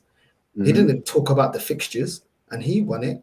I'm tired of it. Touchline facts. I know you're a United fan. I can see by the shirt. What do you make of Arsenal, bro? I think it's a bit like United. I think you're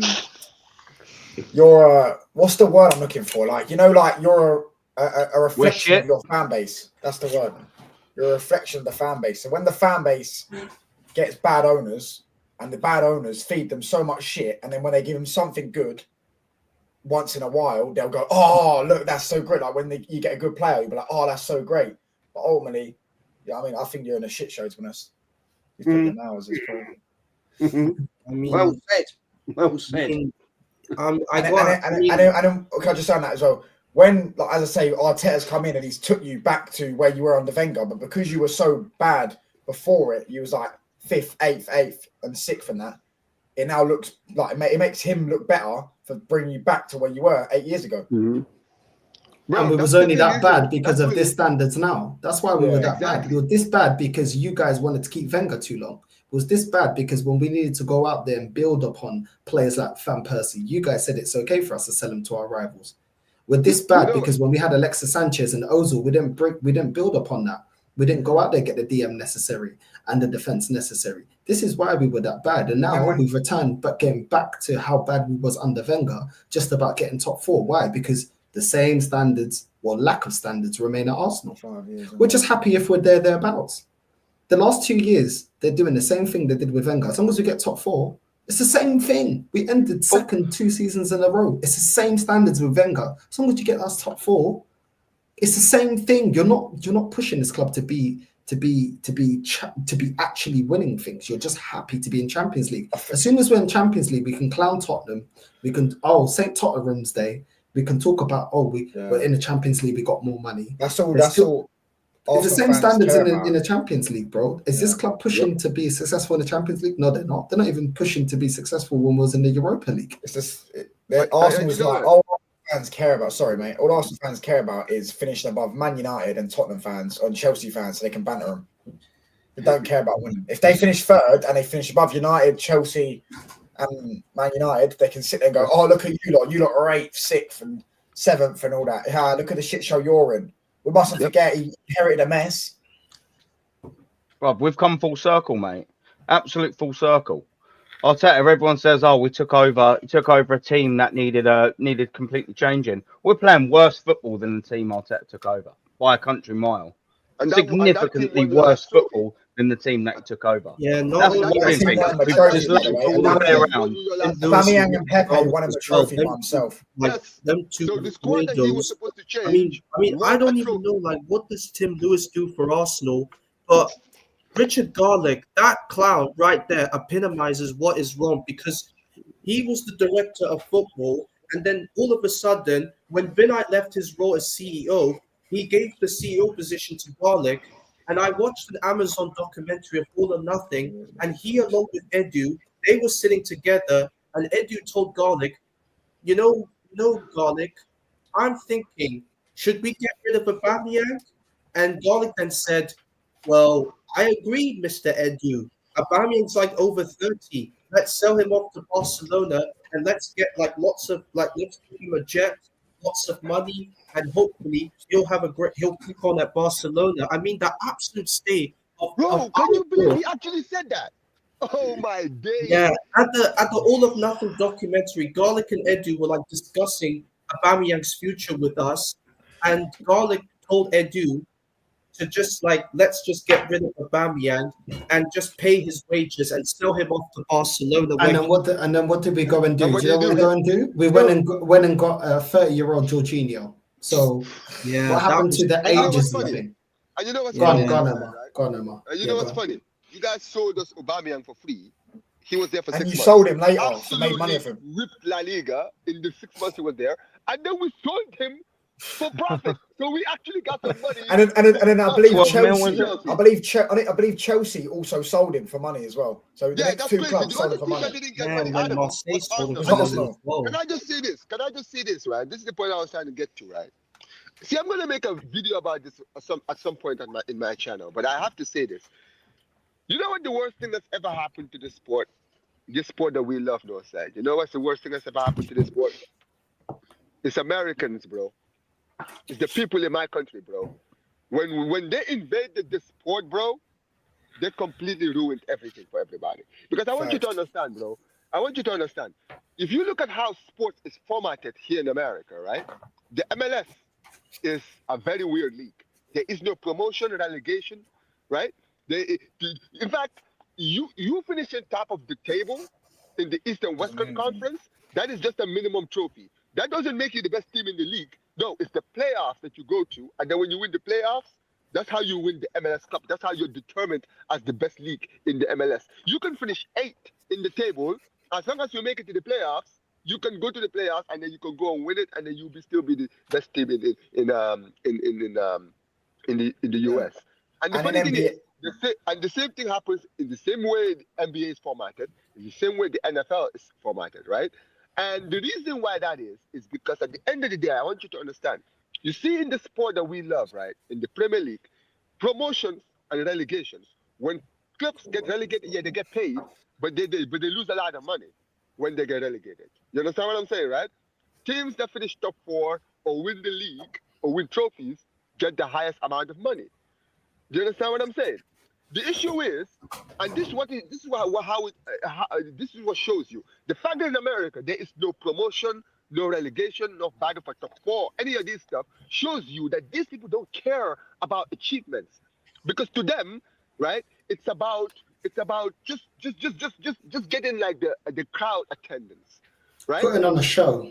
Exactly, right. And the problem is, soccer is not a big sport here in this country. So what did they do? They went and invaded the English land, right?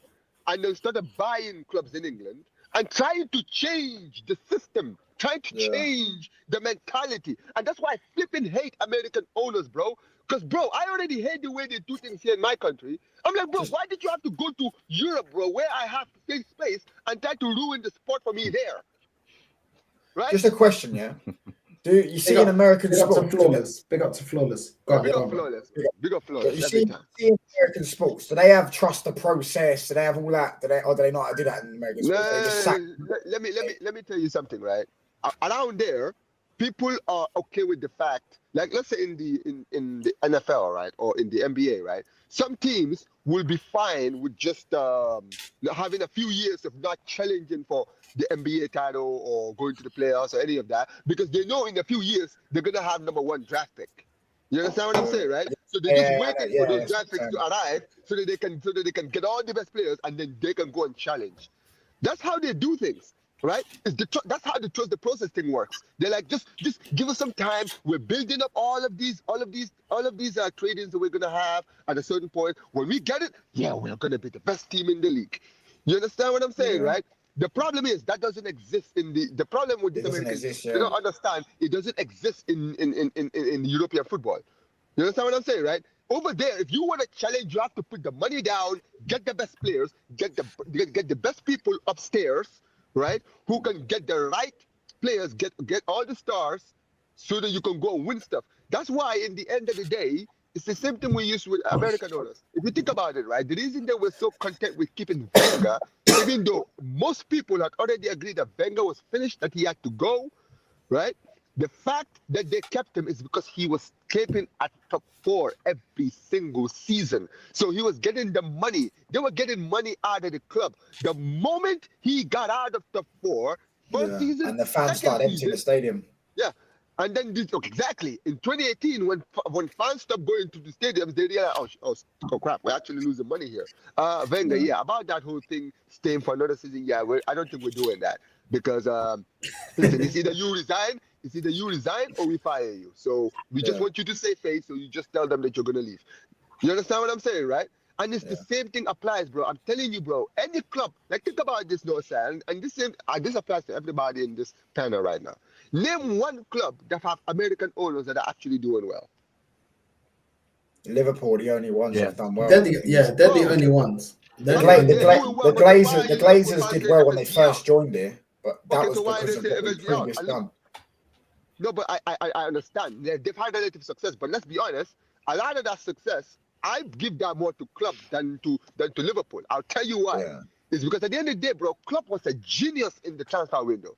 Think about the players that he signed. He wasn't going out there buying the players that Madrid and Barcelona and Manchester United, Manchester City, and all those clubs wanted. Think about it, right? Chelsea flop and turn him into like the best right winger in probably Premier League history. Right there, the best right winger from Southampton. Yeah, I thought Mane was good at Southampton. You know why now they were from a relegated Newcastle. Yeah. Robertson as well. Van Dijk was quite touted. To be fair, he bought these players and he just turned them into thingy, bro. Obviously, everyone says about the PEDs and all that, but you know, there's no proof for that. That's the thing that will give them. Coutinho off into Milan, man. Let's not forget about this as well, guys. Let's not forget about this. Barcelona gave Liverpool a lot of money for Coutinho. Yeah. Which actually ended up funding them getting Van Dijk and what's his name? Alisson.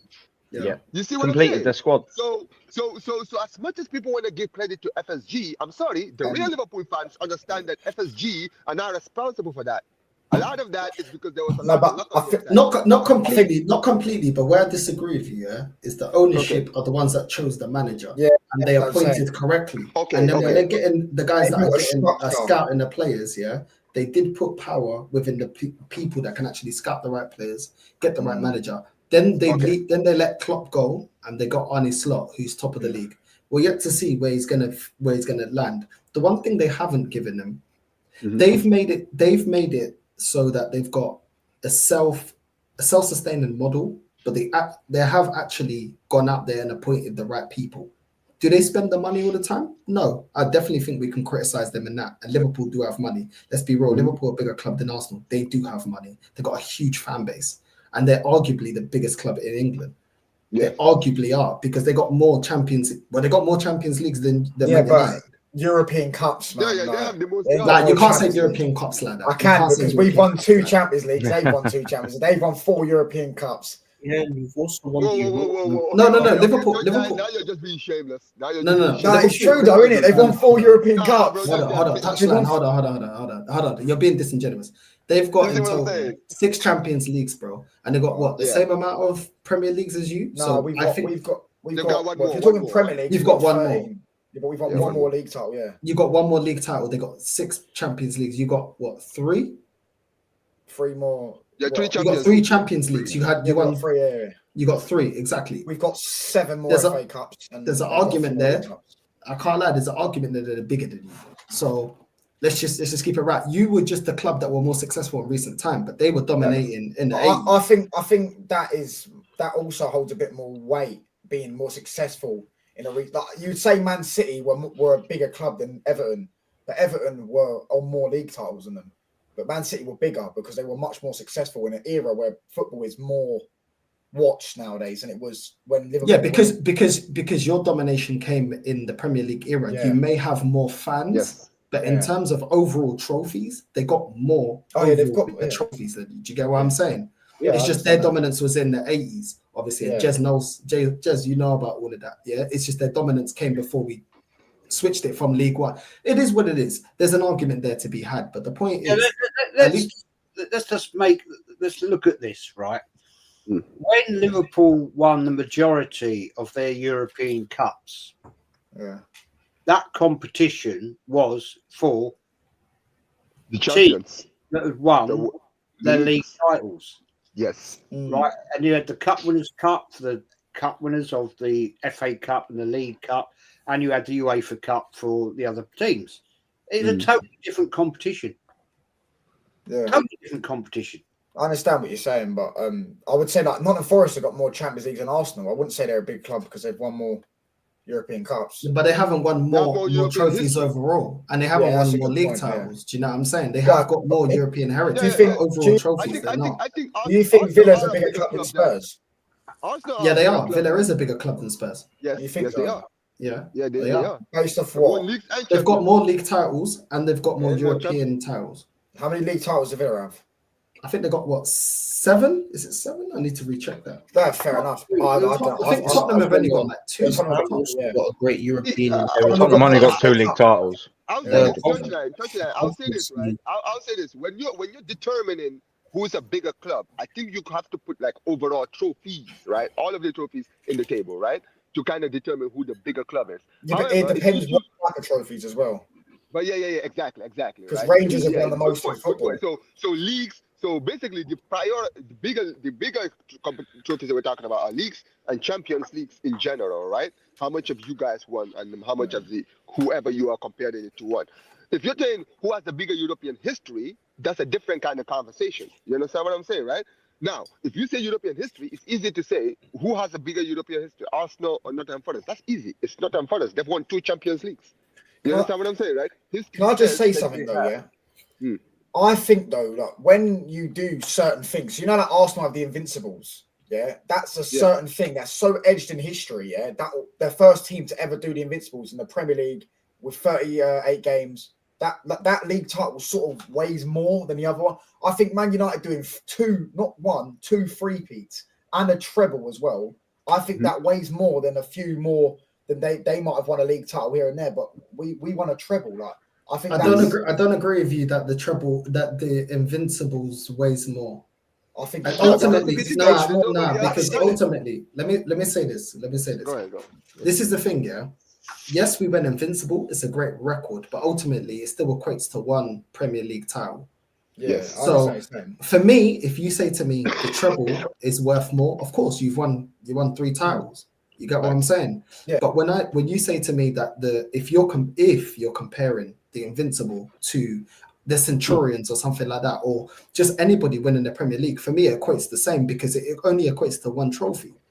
Yes, the record is pretty, but it doesn't give you an extra trophy because you went invincible. Do you get it? It's still the same trophy. It's an amazing achievement, but ultimately the outcome is still the same. It's one Premier League. I agree that it's the same, but like like Real Madrid done a three-peat of Champions Leagues, yeah. Three-peats That is for different. me, that will weigh more than if Barca win a Champions League this year, then they win it every other year for 3 years and win 3 Champions Leagues in 6 years. I think a three-peat in a row is incredible. And that geezer said there that Celtic were the first British team to win the Champions League. United were the first English team to win the Champions League, and we've done it. This is why I think we are the biggest club, because we have a story. Yeah, we've done it 10 years after we had our plane crash. We won a Champions League and got 4 players winning Ballon d'Or, or 3 players, sorry, winning the Ballon d'Or. I mean, look, that's all good. Let just go. Let just go. The biggest team in English. I'm talking English football. Right here, right now is Man United. I'll tell you for why. Yeah. First team to compete in Europe, 1958. Right. Second team outside of Celtic to win the European Cup, the proper European Cup, not a Champions League, European Cup. They've got the biggest fan base in the world. And that's not including Real Madrid. You go anywhere in the world, and you will see Man United shirts. True. Yeah. They are the biggest club in English football. They've won Definitely more league titles than anybody else. They're one behind Arsenal in FA Cups, right? They've won more in Europe than Arsenal or any other team. Well, apart from Liverpool. And Chelsea, I think, got 1 more in Europe than us. They are, I'm sorry, they are the biggest English club in world football. I don't necessarily even disagree with that, to be perfectly honest, because in my lifetime, I've always thought that Manchester United was a bigger club than Liverpool. To be honest with you, right? Because I was obviously born in the mid-90s, right? And I watched football in the early 2000s, and I got to see like the Silas Ferguson era of like Manchester United, right? And look, I'm a guy who reads my history, so I know about Liverpool have won a lot of. They've won 6 Champions Leagues. Yes, they've won a lot of league titles. They've won a lot of FA Cups. All of that is great, right? And I do agree with all of that. And listen, at the end of the day, I don't necessarily even disagree with anything that you've said here. I do believe that Manchester United are a bigger club. And this is why I said when you're judging who's a bigger club, it's not necessarily that, oh, this team has this amount of European trophies. Because listen, at the end of the day, European trophies are great, right? But I like to judge clubs based on overall stats.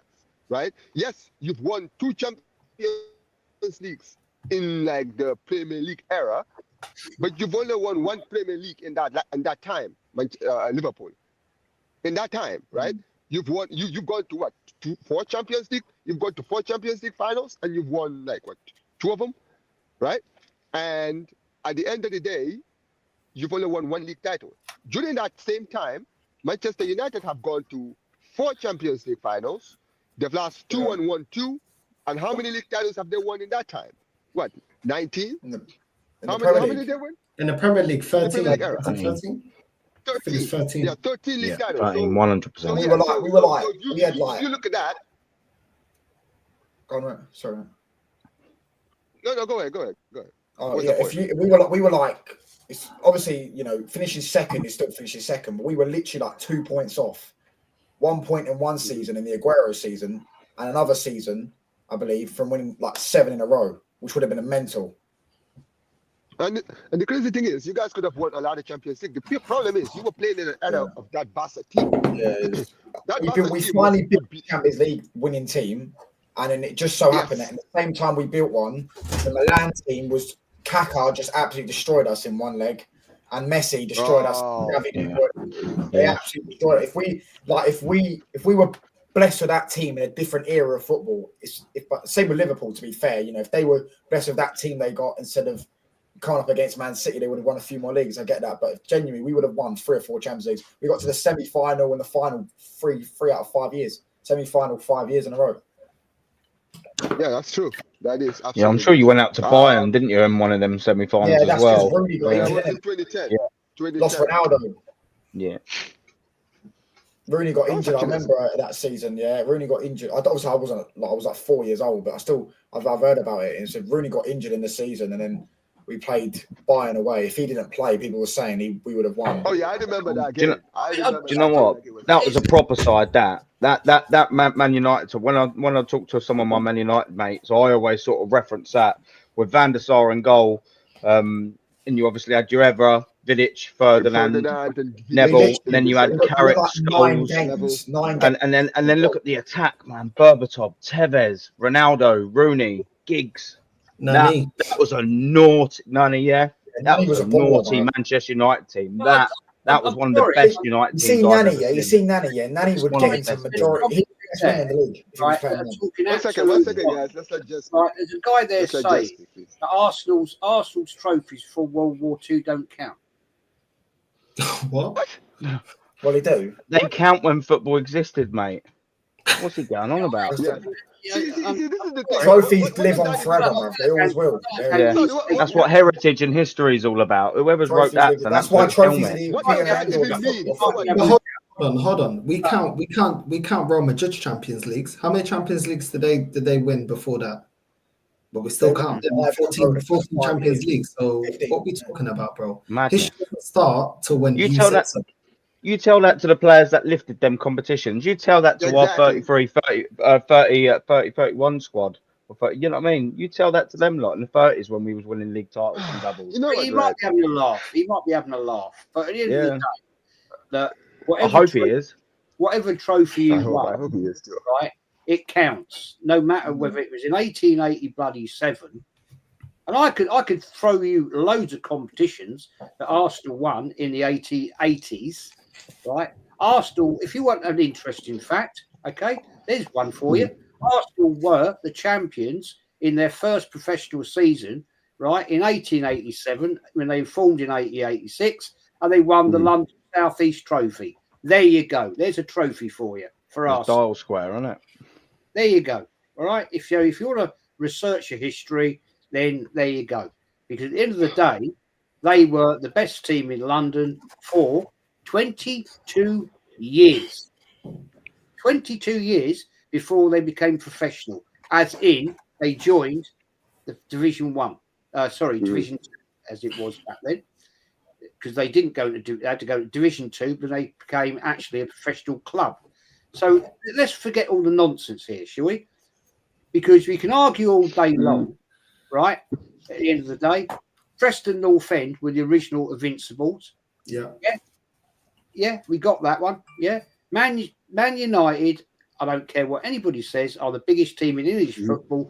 They've got the biggest fan base and the fact they are global. Yes, Liverpool Football Club have done it. They've won more European trophies. They haven't won as many FA Cups. They've won more League Cups than Arsenal, and they've won. They haven't won as many league. I think they've won about the same league championships. But at the end of the day, Man United are massive. They're a huge club. They're a huge club. They're global. They're massive. They're a bigger global club than Arsenal. You go to America. You go to Portugal. You go to Italy, and you'll see people with a Man United shirt. Do you know what? Just touching on that, Jez. Go on, Omar. Go on. Yes. Can I ask you a question? Do you think the size of a club should also be determined by the fact of how many years, like the amount of decades that club's history goes, right? Like, for instance, the fact that Manchester United have had eras, right? Different eras of like success, right? You had like the Fergie era, You had even like in the 1980s, the 70s, the 60s, right? The late 50s, right? Right. The fact that they were having success decades upon decades upon decades. Now, yeah, they had a few downfalls here and there, but they always got back up and they were always there and thereabouts, right? Bro, Do you think that? Go on, sorry, man, go on. No. So my point is, right? Because you look at kind of like City, right? City are they're a big club too now. They're a big club now, but at the end of the day, City's success kind of started really. They really started becoming successful around 2008 onwards, right? Now I'm not saying they didn't have success before that, but before that they had a steep decline to what they used to be back in the 20th century, right? Whereas a team like Liverpool and a team like Manchester United and Arsenal as well, right? They've had eras of like so many decades of like football where they've had successful eras where they were like good in like Europe or in the league or everywhere else. Do you think that also determines how big a club is as well? Because I personally think so. Yeah, our players died in a plane crash, and then within 10 years we rebuilt that team and then built a new one which had 3 Ballon d'Or winners and won the European Cup. I think that's mental. That's an amazing story to do. I think that holds a lot more weight than just doing it, because if you win, like, obviously it's the same trophy, but if you win a Champions League, you'll get more respect from within 10 years of all your players dying, your coaches, especially back then, by the way, because you couldn't just replace coaches and you couldn't just replace things like that because money wasn't that much back then. Yeah, and we've done it No all in 10 transfer years. market really either, was there? Yeah, I don't think at that yeah, time. Do you know what I mean? And obviously, the whole thing about that was like the FA and all that. They made us go back and all that. And then within 10 years, we rebuilt that. We became the Kings of England, and we won the first ever European Cup in England. I want to just quickly touch on something that Jez said about Manchester United being a massively global, and they are. Jez is absolutely right. Pretty much in everything he says. I always go to Portugal 2-3 times a year, yeah. And I was in Albufeira. I'm there, and I'm annoyingly going for the Sporting game as well. So that's going to be a miserable 2 days. Why are you not going for the Benfica game? Why are you not going for the Benfica game? Listen, get him off. My little boy, man, my little boy. I was just gonna say, I was in the I was going in the football shop, so I always buy my little boy a Benfica top, yeah. So I brought it back now, yeah, Neil side, yeah, I brought it back now, brother, yeah. Now my little boy and I like Benfica, not as much as you, bro, but yeah, I was buying them in there. Who's the only 2 English teams in is it something? The Portugal or something, the club store or like the football's outlets that they've got, you know, like the stores in there. I don't know what it's something Portugal or something like that, like the brand, like the outlet. They've only had Manchester City and Man United tops in there. No Liverpool, no Arsenal, no Chelsea, no London teams. Yeah, just them two, the only English teams: Manchester City, Manchester United, and you know, they're everywhere. Every time I've gone in sort of stores and things like that, it's always Manchester United. Obviously, Man City now because, you know, of what they've done recently. There is Manchester United shirts in every store in every country that I've ever been to.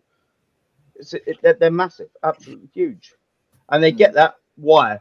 Why do all these stores Europeanly, globally? Because they're a massive team. They've won things. That's why, not because they're a cute name. Not because their shirts look good. It's because they've won things. Because they're the biggest team in England. That's why everywhere sells their shirts. That's what Jez is saying. No, I hear that, man. I wanted to How ask how many shops in Spain, Portugal, right, Italy, France, right? And we've got a place in France. Yeah, we've got a house in France. And I can guarantee you, right, in Beaune, the town where we've got our house, right? I've never once, there's 2 sports shops there, 2 sports shops. I see Man United, Liverpool, Chelsea, Real Madrid, Barcelona, right? I've never seen an Arsenal shirt there. No, wow. Never seen one. Never seen one. Neither have I. I've been going to Portugal all my life. That house for 3 years, right? And we go out there twice a year. In fact, we're going in a couple of weeks, right? 2nd of December, we're going out, yeah. And I guarantee you, I can walk into both them sports shops, and it's a big town. It's a big town, right? And I guarantee you, there will not be one Arsenal shirt in there. I will see Man United, Man City, Chelsea, Yeah, Liverpool, Real Madrid, Barcelona, maybe Bayern Munich as well. Yeah, and I've been in and I've looked around, gone through the shirt rack, and I said, well, where's the fucking Arsenal shirts in here then? No, it's true. I've been going my Do you whole not life. think- My whole shit. life I've been going. Do you not think Chelsea are a big club in Arsenal? See, this is. It's a debate. This is why. There's a debate, this but is why I've been believe going Portugal my whole life, and I ain't never seen no Arsenal shirt being sold in Portugal. I can't even lie. I've been going my But that's whole life. I've insane. never seen it. I've never seen it, bro. Never, ever seen it. I wanted to ask That is Touchline insane. Facts. So you're a United fan. You got Ruben Amorim coming in. What's your thoughts of your club at the moment? Yeah, I quite like what they're doing. I like how they didn't bring in Van Nistelrooy and they just got rid of him because I'm sick to death of sentimental. Oh, but he knows the club. I know the club, but you ain't gonna put me in charge, are you? Like he done all right. He just came in and done the basics, but ultimately get rid. And they got rid of Fergie as well out of his ambassador role. They're just saving the club money. We've been giving people money for no reason, doing nothing. Stuff like that for years. I'm happy with it. And Amorim, obviously I didn't watch Sporting. I'm not gonna pretend I watched the Portuguese league, but I quite. He was my favorite. He was my first choice because I saw what he was doing in Portugal. I saw what he was doing. I just didn't watch the games.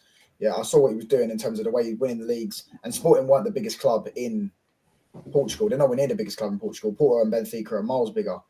And he's basically turned him into Man City. Just started dominating the Portuguese league. And yeah, I hear that. What's everyone else's thoughts about what's going on with Man United? Do to him. I like this decision from Man United to bring in Ruben Amorim because for me, what he did at Sporting Lisbon was incredible. He won two titles with them, and he's really transformed that squad with the likes of Gyökeres and Marcus Edwards in that team, and he's really made them into a top team in Portugal. And I think it was a good choice from Man United because they have found a manager that can get a tune out of them, give them bring them back to where they were when Sir Alex when Jose Mourinho was there. So yeah, I mean Amorim is like a good choice, and hopefully we will see a more different Manchester United. Like, we just need to clear out our squad. We've got a very, very poor squad. Yeah, I think. But I would say this about Amorim. I think that if they back this manager, I think this is gonna be the one. Yeah. I think this is gonna be the one because let me tell you guys something, right? This guy's resume is impressive. The things that he's done in Portugal should not be slept on.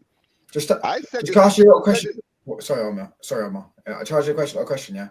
So you know like how they say Arteta is the best young manager in the league. Is Emery better than Arteta now? He's the best young manager. One stuff. He's actually younger than Arteta as well. So for me, he's way more proven. So isn't there like a banner in Emirates, like the best young manager in the league or something? I don't know. Best looking Spaniard we've got. Yeah, the best looking Spaniard. It makes me feel sick. I can see that from my seat, mate. Yeah, I always say it to my Arsenal mate is a mutant, like proper mutated. Like he backs everything Arsenal do. Like even Mertesacker, he's like, he gets the club. So I was like, I sent him a picture one time. I was like, he's the best looking Spaniard we know. Yeah, no, it's hilarious. I don't know why people are like that. Because Arteta's created this weird little bubble of delusion, bruv. That's why it is. And there's so many thick idiots that are bought into it. Yeah, genuinely. I try and talk some sense into him, and he just like it's like common sense is like uncommon to him. Do you know what I mean? Like with football, it's like, and then they try and talk like football's some different type of sport, and stuff like, how can we compete with Pep? That's another one. I love hearing that. Arsenal hasn't been proper Arsenal since the background that Jez has got. That badge. Yeah. This badge. But just to go back to quickly. Been a long time. Yeah. Just to go back to the Amorim point. The reason I'm saying that this could be the one is because I see Amorim very closely as the Amorim hired him. I see very close to the way I saw Liverpool getting Klopp. And people don't really see the similarities. There's a lot of similarities there because if you think about like where Klopp came from, what he did before he came to Liverpool, right? When he was at Mainz, took them from the second division, took them to the Bundesliga, made them a Bundesliga team for years, season upon season upon season, and then got that big job. He then took the Dortmund team and then turned Dortmund from a team that was in mid-table to winning back-to-back league titles and taking them to a Champions League final, right? Turned them into a big club in German football. Left that club, took over Liverpool, rebuilt that team within 4 years, won the Champions League and the league title. 4 years, you know. Trust the process. That is how a process should go, right? And during that time, by the way, let me remind you all, he went to a cup final, he went to a Europa League final, a League Cup final, and a Champions League final, which he lost all three. But this is what a process should look like. At the end of the day, this Amorim thing is no different. Because I look at Amorim now, I'm like, listen, this guy's going to go to Manchester United. This is not his team. This is not his squad. He's just going to go in, basically look at every player man for man. You understand what I'm saying? This season, right? Try to implement his style with the players that he's got. And then when he looks at these players, he will look at the players that maybe could potentially adapt to his squad in the future. And then those who don't adapt, he can just say, hey, at the end of the day, it's time to clear out. I want this guy, that guy, that guy, that guy, that guy, that guy, especially that guy, out of here. You understand what I'm saying, right? Out of here. Because at the end of the day, I've given you half a season to show me what you guys can do, and you didn't show me enough. I gotta move, man. It's time to clear out. And then he can bring his own players, bring his own stars, right? And he should be backed. Ineos should back this manager, give him what he wants, because he's already shown that he's the next big thing, and he's had the resume to prove it, right? Mm-hmm. He's already done some impossible stuff, like taking Braga to the Champions League for over half a century. They didn't go to a Champions League. He took them to a Champions League. He ended that Porto Benfica monopoly, winning the league every single season. You know this, no side. Yeah, we had that with Fergie. You know, remember with Jez will remember it. No offense, but you'll remember it with Fergie. He overtook Celtic and Rangers with Aberdeen, and then the only time they've ended, I think I could be wrong. Only time in that history of that league that a team's not won it apart from Celtic or Rangers was the 3 years he won it with Aberdeen. Yeah, I'm sure they beat Real Madrid in a cup final. And all they beat Madrid in the European final. Do you know how mad that is? As Aberdeen, Aberdeen are small. Like they're a bit bigger, but when he got them, they were small. Like they never won anything, barely much, or at least a league title. And he took them to winning 3, not just 1, 2, 3. It's meant proper manager. Exactly. Proper manager, mate. The best manager this world's ever seen. What did you say about that, Jez? Well, I'm going to have to. when he joined Man United in '86, right? I remember saying to a he was a Scottish guy, proper guy, and he was an Aberdeen fan and a Man United fan, actually, as it happens. And he said, "Oh, we signed." He's a bit older than me at the time. And he said, "Oh, we just signed Alex Ferguson to Man United." I said, what you done that for? He ain't going to do no good there. What's that about? And he was going, no, he's a proper manager. And I was like, no, get out of here, man. He'll be there 2 years and he'll be sacked. Well, how Robin saved his career, didn't he? Win anything with kids either, isn't it? how wrong guy? Because at the end of the day, that guy was a proper manager, man. Robin's literally saved his career. I remember my granddad always taught me like that. He was in the 90s and the thousands. I hated that guy because he just did it not all the time, but yeah. Jez, like me, man, you hoped he choked on a bit of his chewing gum, mate, and you'd see it. You wouldn't you? You think, I hope you swallow a bit of that. Do you know what I mean? I mean, the amount what's funny, right? Expite, isn't it? Do you guys remember that famous picture? Do you guys remember that famous picture, Jez? Just in that comment there, though. Yeah. 1 second, Joshua. Do you guys remember that moment in the Barcelona United final when the camera zoomed at Fergie's hand when it was shaking? Yeah. Bro, I remember that. I was watching that in a bar. Know, I think he was just thinking in his head, like, what's going on? I was in a bar that day, right, with my dad. And I'm not joking. When this zoomed into Fergie's hand, everybody in the crowd was like, "Oh my God, see, he's gonna rattle! I'm like, "Yo, these guys really don't like Ferguson, bro." What's everybody? It's because I love that though. You know, like Man United got the saying, United. hated, adored, but never ignored. Like, because we've always been hated, which is why I don't like it when United fans go, "Oh, there's an agenda on Man United." We were built on that. Everyone hates us. Yeah, I mean, and like Fergie made that. He like siege mentality sort of built that. I hate. You were hated because you I won hate everything. Everyone hates. If I go to school nowadays, so I don't go to school anymore. But when I went to school, people used to like Man United would lose, and then it'd be like they won a trophy. Palace fans, Newcastle. No, it was your fans as well, bro. So I don't know how old you are. Fans, bro, your fans, I wanted to punch them up, and some of them were my cousins. And none of them are from Manchester, are they? They've all got that southern accent like you, bro. My generation, yeah, that were United fans. All they grew up is glory, glory, glory, glory, glory, all the fucking time. I swear, I hate your fan base. You lot would rock up at college, yeah, and school, just like. Just shit, bro. I swear that I wanted to punch you up, but you know what? Your manager, what a great manager. I can't lie, what a great manager. But when I was growing up, I was deciding, like, my dad, obviously, I never lived with my dad. It was the decision between Arsenal and Man United. The reason I chose Arsenal is when, obviously, I was born in London, always lived in London, but I just loved the way that we played football. But I could not deny how good Man United were. I was this close to picking United, but then I said I just loved Arsenal, bro. I don't know what it. I just loved Arsenal too. You'd have been called Northern Side, isn't it? Instead. Hello, what's going on? Because North Side, this is the thing, yeah. MNC or whatever it is. No, but this is the thing, yeah. When you're pet like Jez, his whole family lineage is Islington, Arsenal, Islington. Grew up in the area, die hard. I'm not. Do you get me? I'm not. My family are not from here. I didn't live with my dad. Do you know what I mean? And my uncles and cousins, it's different. It's not. It's different. My granddad's Benfica, which is hence why I'm Benfica. Now you've been adopted by me. I've been when you've got the decision, there's millions of fans that are like me that got the decision. Who do I pick? And this is why I hate Arsenal not winning. Yeah, because fans like myself, yeah, that it's not passed down to. You've got the option. This day and age, in the last couple of years, why the hell are you picking Arsenal? I didn't pick Arsenal because they were losers. I'll fully admit I picked Arsenal because Arsenal were winning, and we weren't even dominating. Exactly, we wasn't dominating, yeah.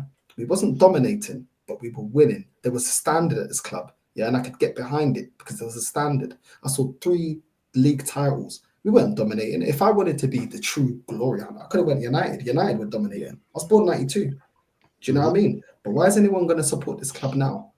Why? Because not everybody has, like, you know, the amazing story of Jez, Arsenal rated, maybe you yourself as well, your family. That not everybody has that. So what's selling the club? We used to play beautiful football. I used to say the way we played football, I used to try and replicate that on the playground. Who's replicating Arteta ball right now if they're in school? Nobody ain't playing like them. Facts. Yeah. Facts. Bro, I you know what, no side. That is such a good point, because that was the same reason why, even as a young kid, because I told you, because you already know this, because we talk about this all the time, right? Ronaldinho was my favorite player and the guy who made me a football fan, right? When he was at Barcelona, I used to watch Barcelona specifically to watch him. But you see, when as time went on, right? I used to see other players in the squad, like Messi when he was coming up, looking at Eto'o, looking at that midfield when Xavi, Iniesta were doing their stuff, right? I realized, bro, that club was special. You understand what I'm saying, right? That's why when Ronaldinho left, bro, it broke my heart. I promise you, no side. It broke my heart, bro, when I found out that Ronaldinho was leaving Barcelona, bro. Like, hold on that point. You made a great point, yeah. I know with me, I had that prison haircut from Henri. You remember when he was doing the Vavavoom for the Renault Clio advert? He was doing the Vavavoom. And I remember going on the playground, even like celebrating like him, yeah. Jez, we'll go around. Yeah, I want to ask everyone. Was it? He done that, didn't he? Yeah. It was that, wasn't it? Yeah, it was. You know it, bruv. Yeah.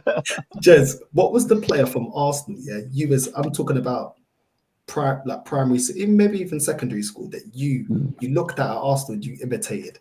What was there a player for you? Oh, blimey, crikey! Now hang about. we're talking when I was like, we're talking 70s here. Secondary school.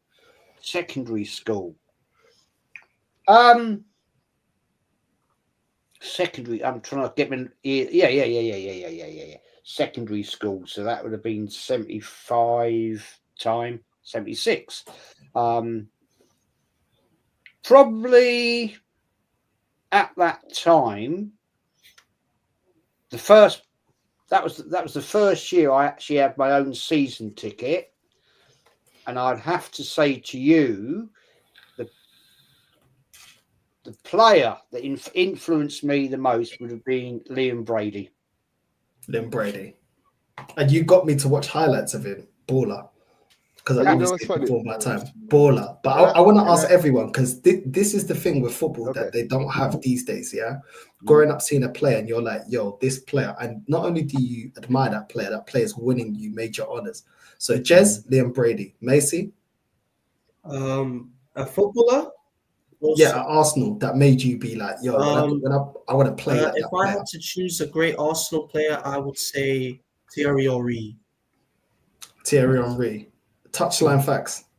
What, for Arsenal? No, for you, for your No, for club. United, your club.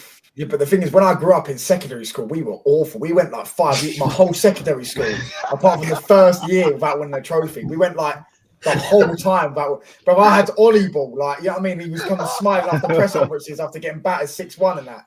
Like, my favourite player was probably Martial or Pogba. Oh yeah, I was about to say, Pogba. Okay, Pogba. Pogba was a cool. baller. Yeah, he But- was in the day. But we were You're sure- terrible. Like we genuinely went my whole school. Like I was getting tortured because obviously we'd given it for years.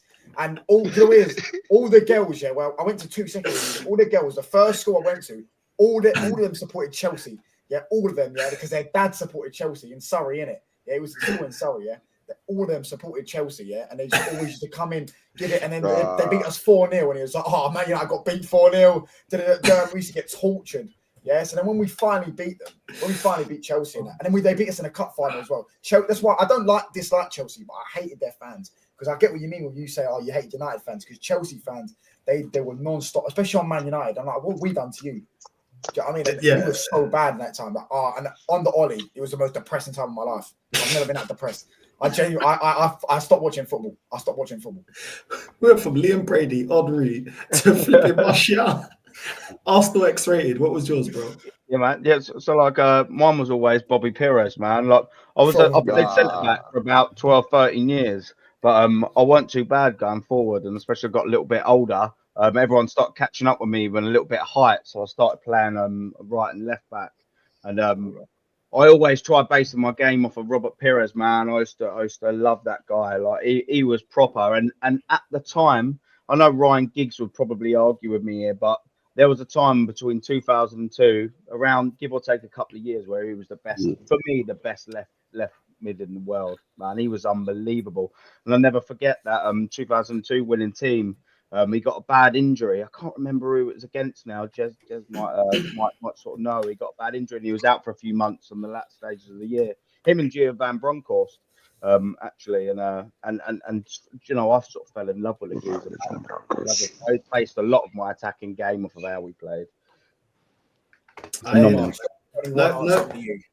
Ljungberg with the red hair. You didn't have the red hair. I used to love a bit of I used to love a bit of Freddie, man. Yeah, I used to love a bit of Freddie. I'll tell you what, no hair now. when you come and score against Manchester United, right, on your debut, I had hair back then. Yeah, well, I bet you had a red Mohican, didn't you, back in the day? And all No, when we got home the next day from the cup final, he's a true gooner. Yeah, mate. I love you, Cheza, because he's got red hair. I had quite long hair back in them days. A bit of a situation, right? And the next day, after we'd beaten, we won the FA Cup at Cardiff, right? I got the missus to actually gel it up, right, and make it red, right.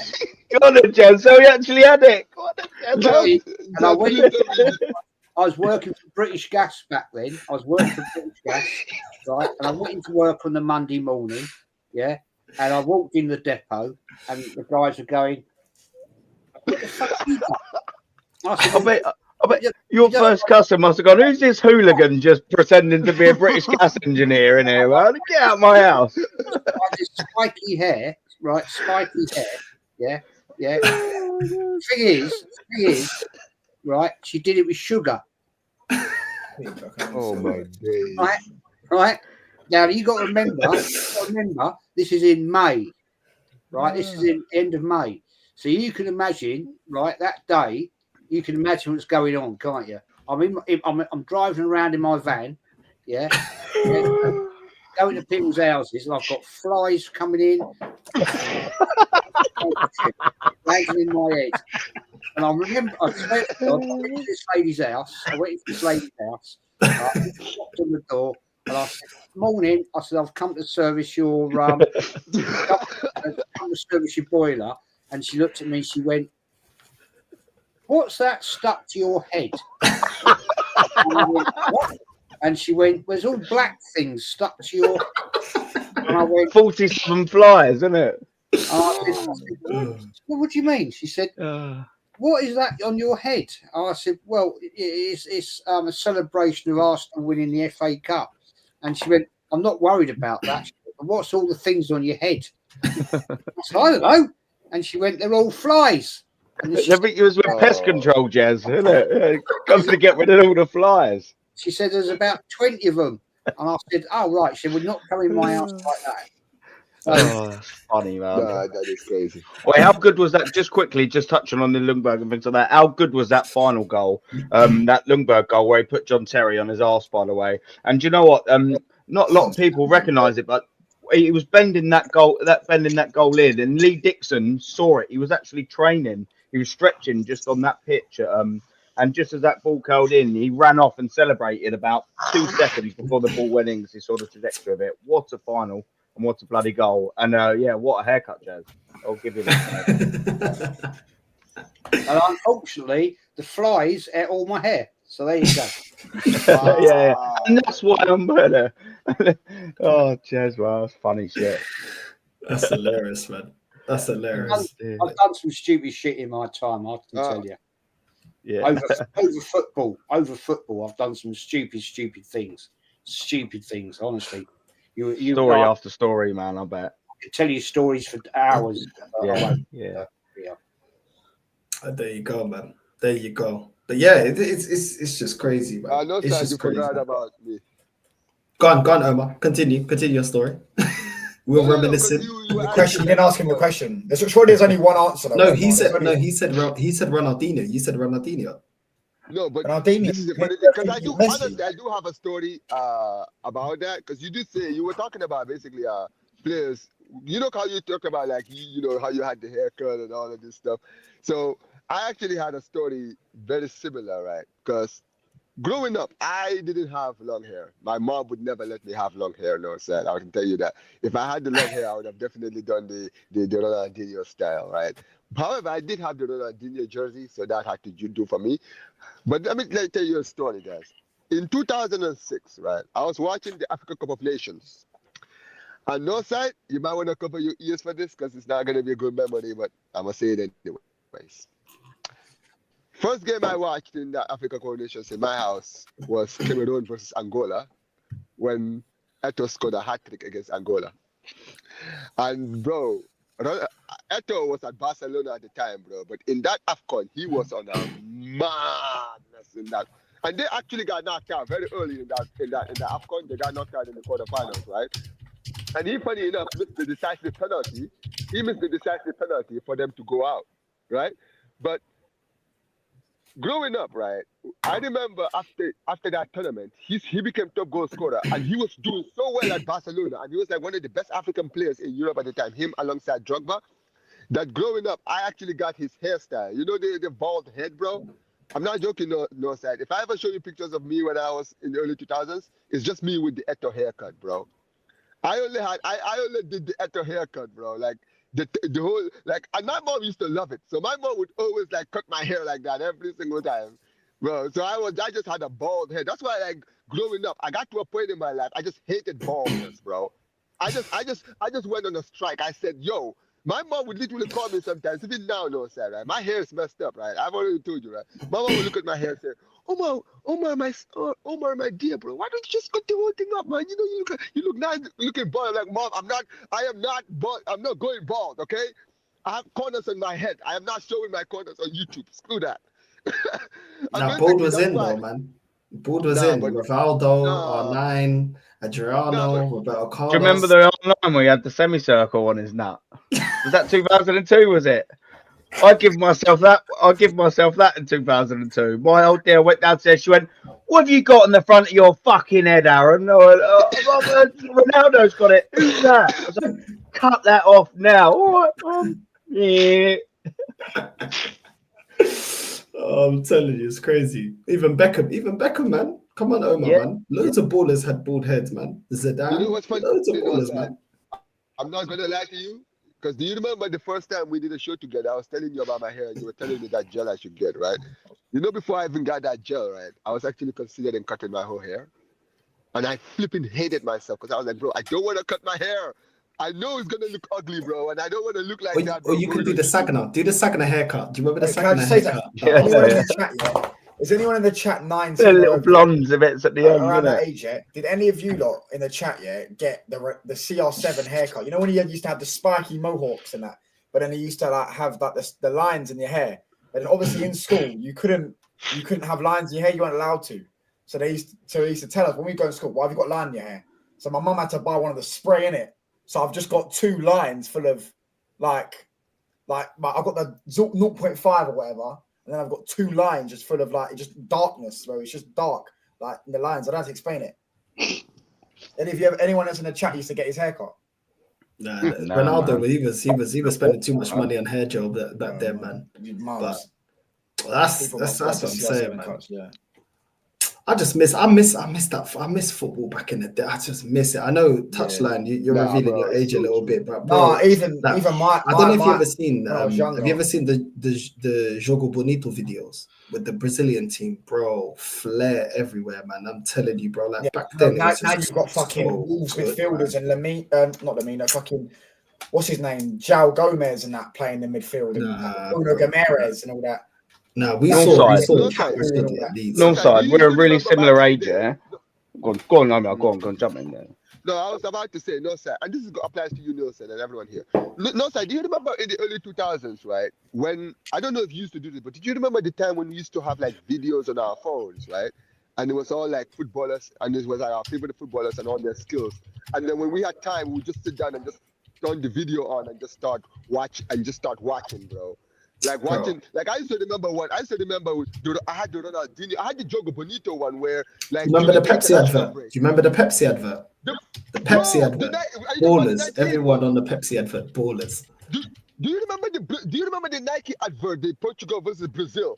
Do you remember that one? Yeah. Nearly what I was gonna my say. God, bro. Those were the times. That was sick. Like, oh my days, bro. Bro, I'm telling you, man, every time I think about that, it feels like yesterday, bro. It feels like yesterday, but bro, it sucks. Because I'm like, yo, that was the time though football was beautiful, man. Like, bro, football was just great back then. It's fallen off, man. Even 10 years ago, like, North side. You'll definitely remember this. Do you remember the Scorpion adverts with the silver ball when it was in the cage back in the day? Yeah. Because we're similar age, bro. Yeah.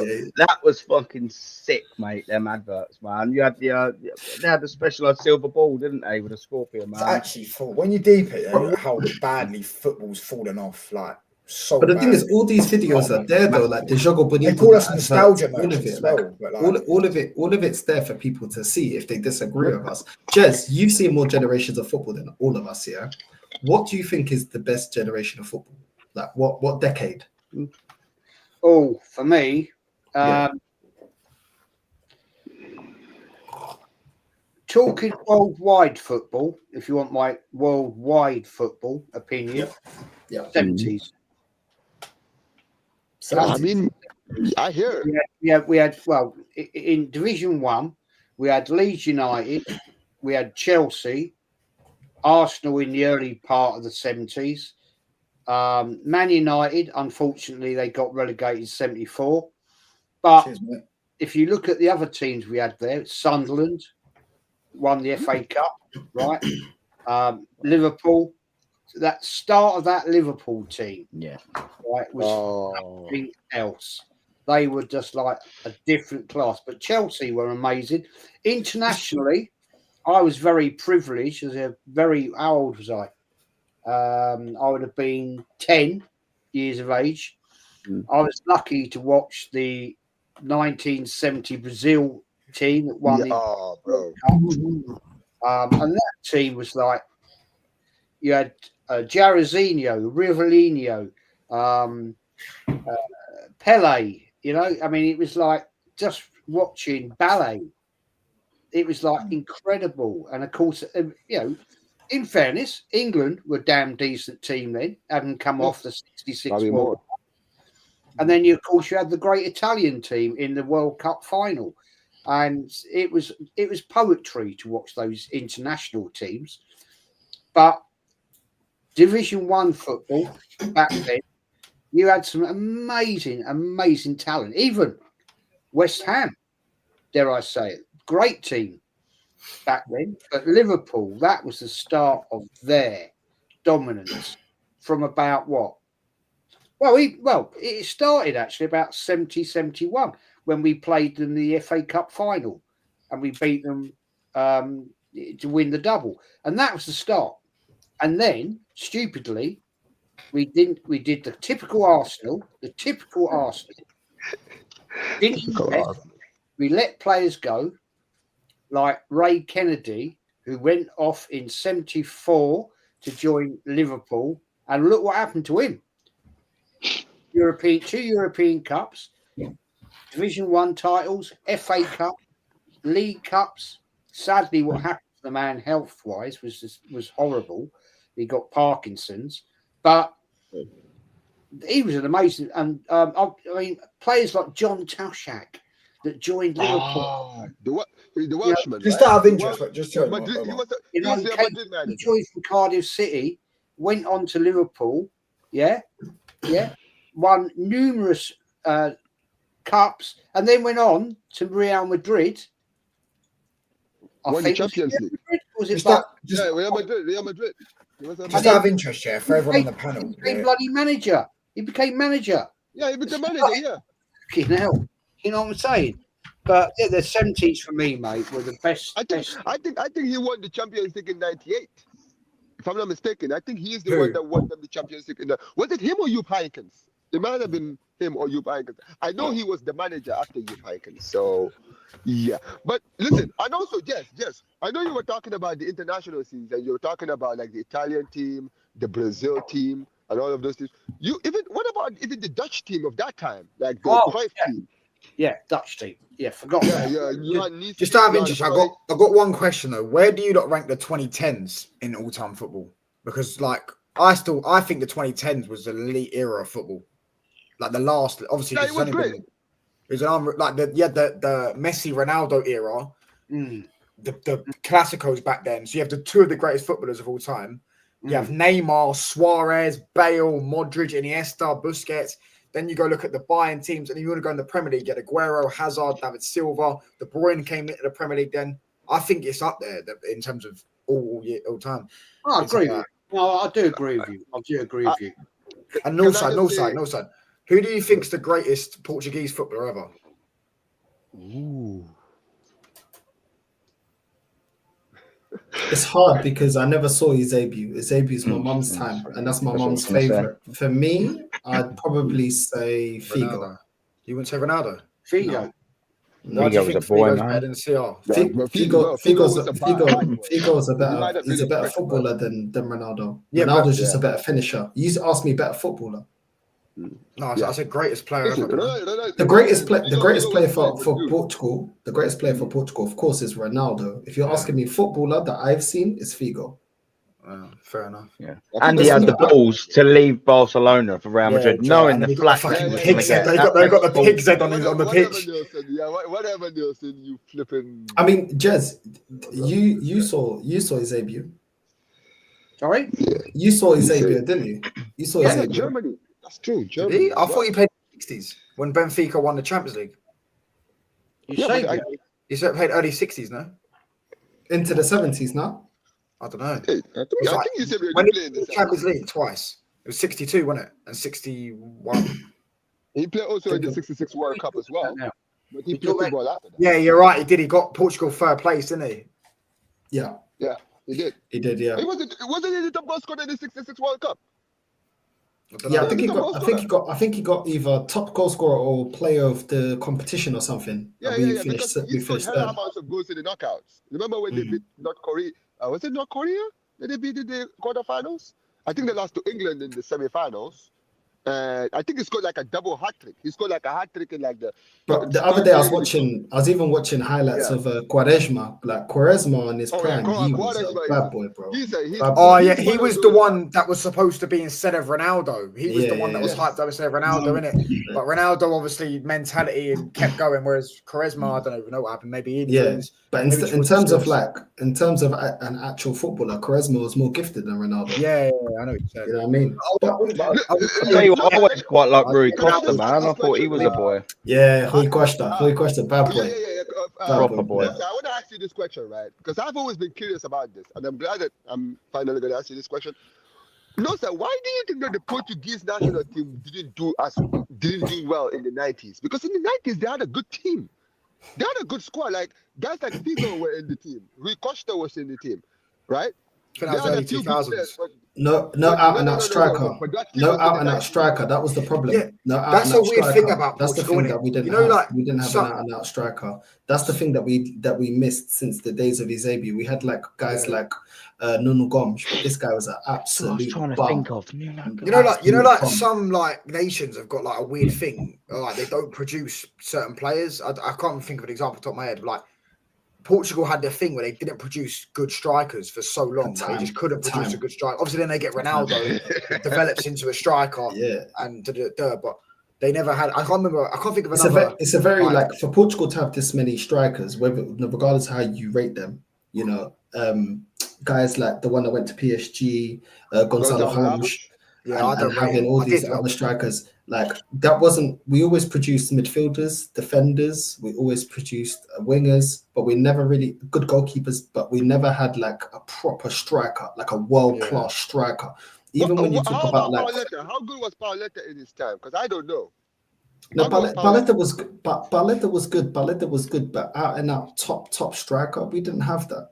Portugal didn't have that. That's what we always missed. Because like, you lost the final when it's a Greece. You look at the midfielders and the defenders. Carvalho went to Chelsea, was a bad boy at Chelsea. Deco went to Chelsea, bad boy. Deco was a bad boy at Barcelona. Oh yeah, bro. He was part of the team, bro. That team that made me fall. That made me a Barcelona fan. I know I talk about Ronaldinho and Eto'o, but Deco, bro, should never be slept on.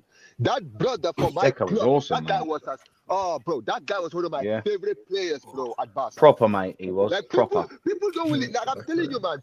I feel like people don't give that brother the respect he deserves, man. That guy, right? Northside, when he came to Barcelona, right? His impact in that Barcelona team is slept on, bro. Because most of our success, most of our rise to where we became. He was part of it, man. He was part of it. Facts are my brother. Yeah, Northside. Do you rate Bruno Fernandes? Are you mad? Well, I'm just asking. Do you rate him? That's not even a question to ask me, my guy. I'll tell you that right What, now. you don't like him? I fucking hate him, bro. He's shit. Why? Because he's shit. What? He's shit for Portugal?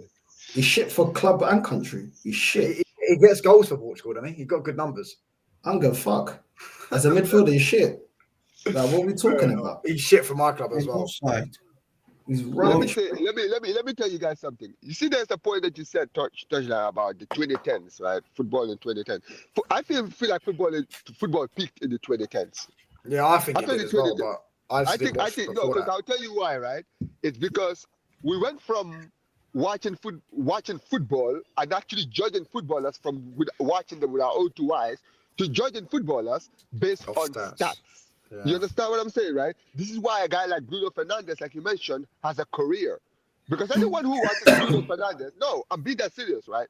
Anyone who watches Bruno week in, week out says the same thing about Bruno every single time. United fans, apart from the top Reds fans, everyone who talks about who sees how Bruno is playing every week tells you this guy's not good enough. He is not good enough, right? But guess what? Stats will always tell you that he's having a good season. That's why, bro, I don't care about stats. He's been awful this season, and he's stat padded in the last 4 games. He's got good stats now, and everyone's saying he's having a good season. No, hold on. But my point is, if you look at in the early 2000s, right, a player like Zidane was one of the best players I ever saw in my life growing up. That guy, I was so unfortunate that when I started watching football, he retired. But that brother, right, I go back and watch his videos, bro. I'm like, this guy's sick. And when I go look at his stats, this guy didn't score. This guy never. I think his highest goals in the season was what, 10 in a season, something crazy like that. That's my point. Exactly, at the end of the day, stats don't ever, because at the end of the day, stats doesn't matter, bro. At the end of the day, someone like Jess has seen Zidane. No side, you've seen Zidane. Nielsen, you've seen Zidane. Do you need stats to tell you how good that guy was? Can I just say something? Yeah.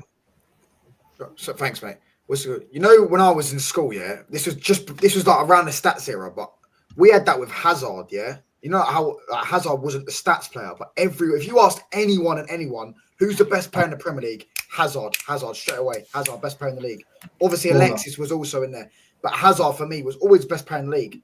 And then now we're seeing he left the league 6 years ago. For the past 2 or 3 years, we're seeing Hazard was overrated. Hazard, you know, he barely ever turned up in games. You know, he's look at his stats. He was only scoring 10, 15 a season at times. He never bagged 20 goals in a season apart from once. And I'm like, bro, when I was growing up, and that was when I was a kid, he was the best football player in the league. Bro, when you see a baller, yeah, you don't really care about stats. When you go to play football, yeah, let's say Power League or Sunday League, yeah, you can spot a baller like that. You don't turn around and say, "What's his GA though?" I can't rate it. What's his GA? The guys that score in Power League are always the worst ones. That's what everyone will say. That it's the one. But this is the thing, yeah. It doesn't take a genius to see. Have you got good close control? Have you got vision? Have you got IQ? Can you cross the ball? Can you shoot? You can see attributes in a footballer, and you don't. We could all play football right now, and everybody can turn around and say, "Right, Jez has got a finish on him. Maisie, he's a good defender." Do you know what I'm saying? You don't need that. The basis of football. People need to go back to the basis of football because you don't need to have immense XG. But are you a good footballer? I remember seeing Zola. Zola was an absolute baller for Chelsea, man. Do you remember that little back flick against Norwich where the ball came in and he jumped in the air and flicked it back? Oh, my, what a finish, Zola. Unbelievable player. Unbelievable. I have to burst your bubble there, Northside. I was shit. I was shit. And that's why I became a referee. Right? I was crap at football. Did you have Red Mohican with the flies on it as a ref? No. That's what winds me up. I was rubbish at football. Right? I was awful. I'd be the first to say right here I was shit. That's why when I got to 18, 19, I qualified as a referee, and I was probably pretty shit at that as well, to be honest. But no, I think I'm actually probably better than a lot of the refs today. I was just going to say, Jez. But Bergkamp's goal against Newcastle was ridiculous. Someone put it in the chat. That was probably one of the best goals. Best goal in the Premier League because there's never been replicated. That's why. Like, if you go look at Bergkamp's goals, they're just all 10 out of 10, bro. Like you could put them on. What year was it, Jez? Where he got like the whole goal of the month? Was just all Bergkamp goals virtually. I can't think what year it was, but every single goal was just Bergkamp. It was all in one game, innit? That was Leicester. The Leicester. Goals were unbelievable. 3 out of 6 goals. It took Matt Elliott like honestly, what he'd done over him was just absolute joke. That was 1999, mate. Yeah. 1999. Yeah, that was unbelievable. My favorite goal for Filbert me, Street, that was I think absolutely it has terrorized to him. be Kanu against Chelsea. I mean, Kanu for me was an absolute baller for Arsenal, and the 2 goals he scored against Chelsea for me was absolutely incredible. I mean, Kanu for me was a bad striker. What are you on about? The one where he got the hat trick? You mean where he was 2-0 down and won 3-2, where he left Ed Coy, he knocked him over and then bent it past the buff and that. That was when we were losing to Chelsea, and then Kanu came and scored a hat trick, and that was the best. Mate. Yeah, that's what winds me up though. You know, like recently, obviously the Faz thing happened with Garnacho, and then now Rio was on Talk Sports saying, "Oh, but he's got more GA than Saka. He's got more GA than this guy, more GA than this guy." And I'm like, I've watched Garnacho week in week out since he got here. Every game he's played almost. He's so bad. Like he's the worst footballer I've seen play for my football club. Probably the worst player in the league. He's so bad. But they're trying to Rio gaslight should know us. better, man. Rio should know better, bro. Like they're Rio trying to should know gaslight better us. That's what I because hate. I remember Bro, this This is guy not football. kicking problem. Ronaldo all over the place, They bro. just- I remember him kicking Ronaldo all over the place, bro.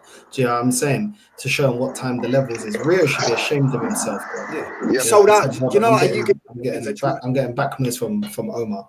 But listen, Rio is a disgrace, and you know what? Yeah, there's a lot of them. You know what I mean? Gary Neville, another one. For Martin Arsenal, we Keown. got a couple as well. What's Martin happened to Keown, another one. Keown? What's happened to Yeah, him? All Keown- you remember the Battle of Keown Old was a Lot, do you know what I mean? well-respected player in the What happened to that Invincible geezer? season, but I just don't know what's wrong with him as a pundit because he's just basically talking like on how I know what's wrong with him. I know what's I wrong mean, with him. he It's was Money, this. mate. It's Yeah, this, See, yeah? me and Realize that same there- idea, bro. an absolute Bro, that there, yeah, We wanna gig that at the there football corrupts club. most people. That's what it Yes. is, Macy. Yeah? This here corrupts most people, bro. When you worship Yeah, the penny, you'll do 100% anything for it. That's the right. problem. Do Why you know is what's it that mad all as of well? them- Yeah, is that Hold on a sec. How is it that all these pundits, yeah, of great clubs or great regimes under their clubs, all of a sudden they don't know the standards? How come? What a coincidence. Why are all of you lot talking like that? Rio Ferdinand, you've won everything in world football. You was one of the greatest. I remember seeing you with VIDS at the back, bro. You guys were levels. I can't lie. As much as I hate you lot, you guys were elite. Don't sit there and tell me that Fergie says that's acceptable. Don't tell me that there wasn't youngsters that came to Man United back in the day, Bebe and all these guys. You weren't kicking them all over the place saying, yo, shit. And now you want to be gassing up Garnacho. No. I'm not hearing all of that because you know what? Yeah, it's sad because the overall product that all of us get is bullcrap. If everyone has high standards, we get a better product as football fans. When we sit there, whether you're an Arsenal fan, if Arsenal fans are watching United, we want to see a good game. If Man United are seeing Arsenal, we want to see a good game. But guess what? We have to sit there and watch dog crap football, bro, because everybody's accepting the rubbish. Like, let's go back to, do you know what? Yeah, when I do match of the day, I miss match of the day. Yeah, when I used to see ball, I used to see top goals. I used to see excellent style of play. And it wasn't just from the top teams, bro. I used to see flipping Alan Shearer all the time, flipping hand in the air, bro, slapping in bad boy Belter goals. after belter, mate. Yeah. Do you know what I'm saying? I used to see. Do you remember when Newcastle had was it Bar?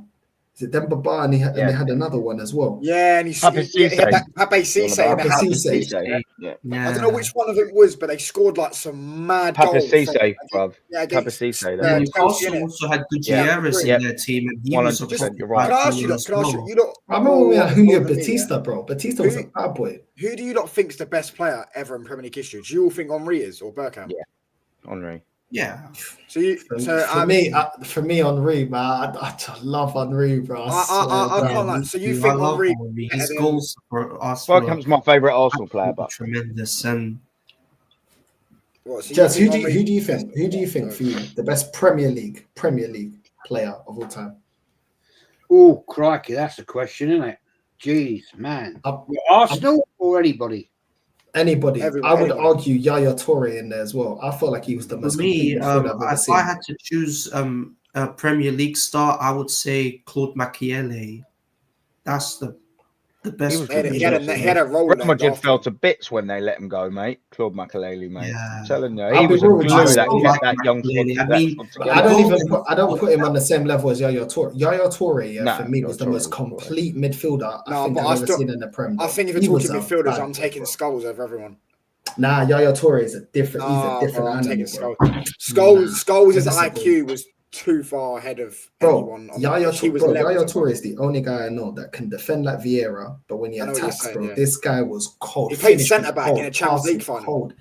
That guy was ridiculous, bro. And people don't talk about Yaya Toure. Yaya Toure was an absolute beast, bro. There's no weakness. How do you have a midfielder, and there's no weakness? He's as good as defending as he is in attacking, bro. Yaya Toure was disgusting in the Champions League final. We had Toure on trial, mate. This guy here, though, he said Henry or Gerrard. Who do you not think was better, Scholes or Gerrard? You know what I was going to say, though. So, Scholes all day long. Who do you think's better? Not even a question. Macy. I agree. I'll pick Scholes. I'll go for Scholes. I mean, what about you, Jez? A proper midfielder. Best Premier League player I've ever seen would have to be, if you want my honest opinion, Ryan Giggs. Okay, fair enough. But Jez, who do you think's better, Scholes or Stevie G? Scholes. When Zidane says Scholes is the best player he's ever played against, you listen. Best players ever seen, and Yeah, you know, yeah. there's You still a listen. picture of it. There's still a picture of it. Yeah, the 2011 Champions League final. Yeah, they beat us at Wembley, innit? And Iniesta and Xavi, obviously, you know that Scholes is talked about in La Masia. Yeah. They were I was gonna fighting say, over yeah, his yeah. shirt, bro. Scholes has walked away. He's got one of the shirts. I think it was Iniesta he swapped with. They were all fighting for his shirt. Do you know how mad that is? And he was like 37 at that point. I don't even think he played. Well, he might have played. He might have come on or something. Because I don't think he started in that Champions League final, bro. Mate, it was a boy, mate, was Paul Scholes. levels.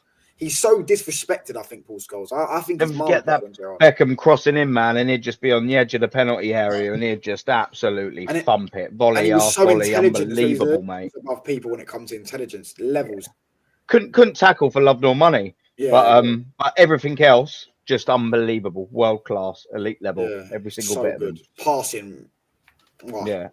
Okay, Jez, you say Giggsy, yeah? Giggsy to the end of the season. Giggsy.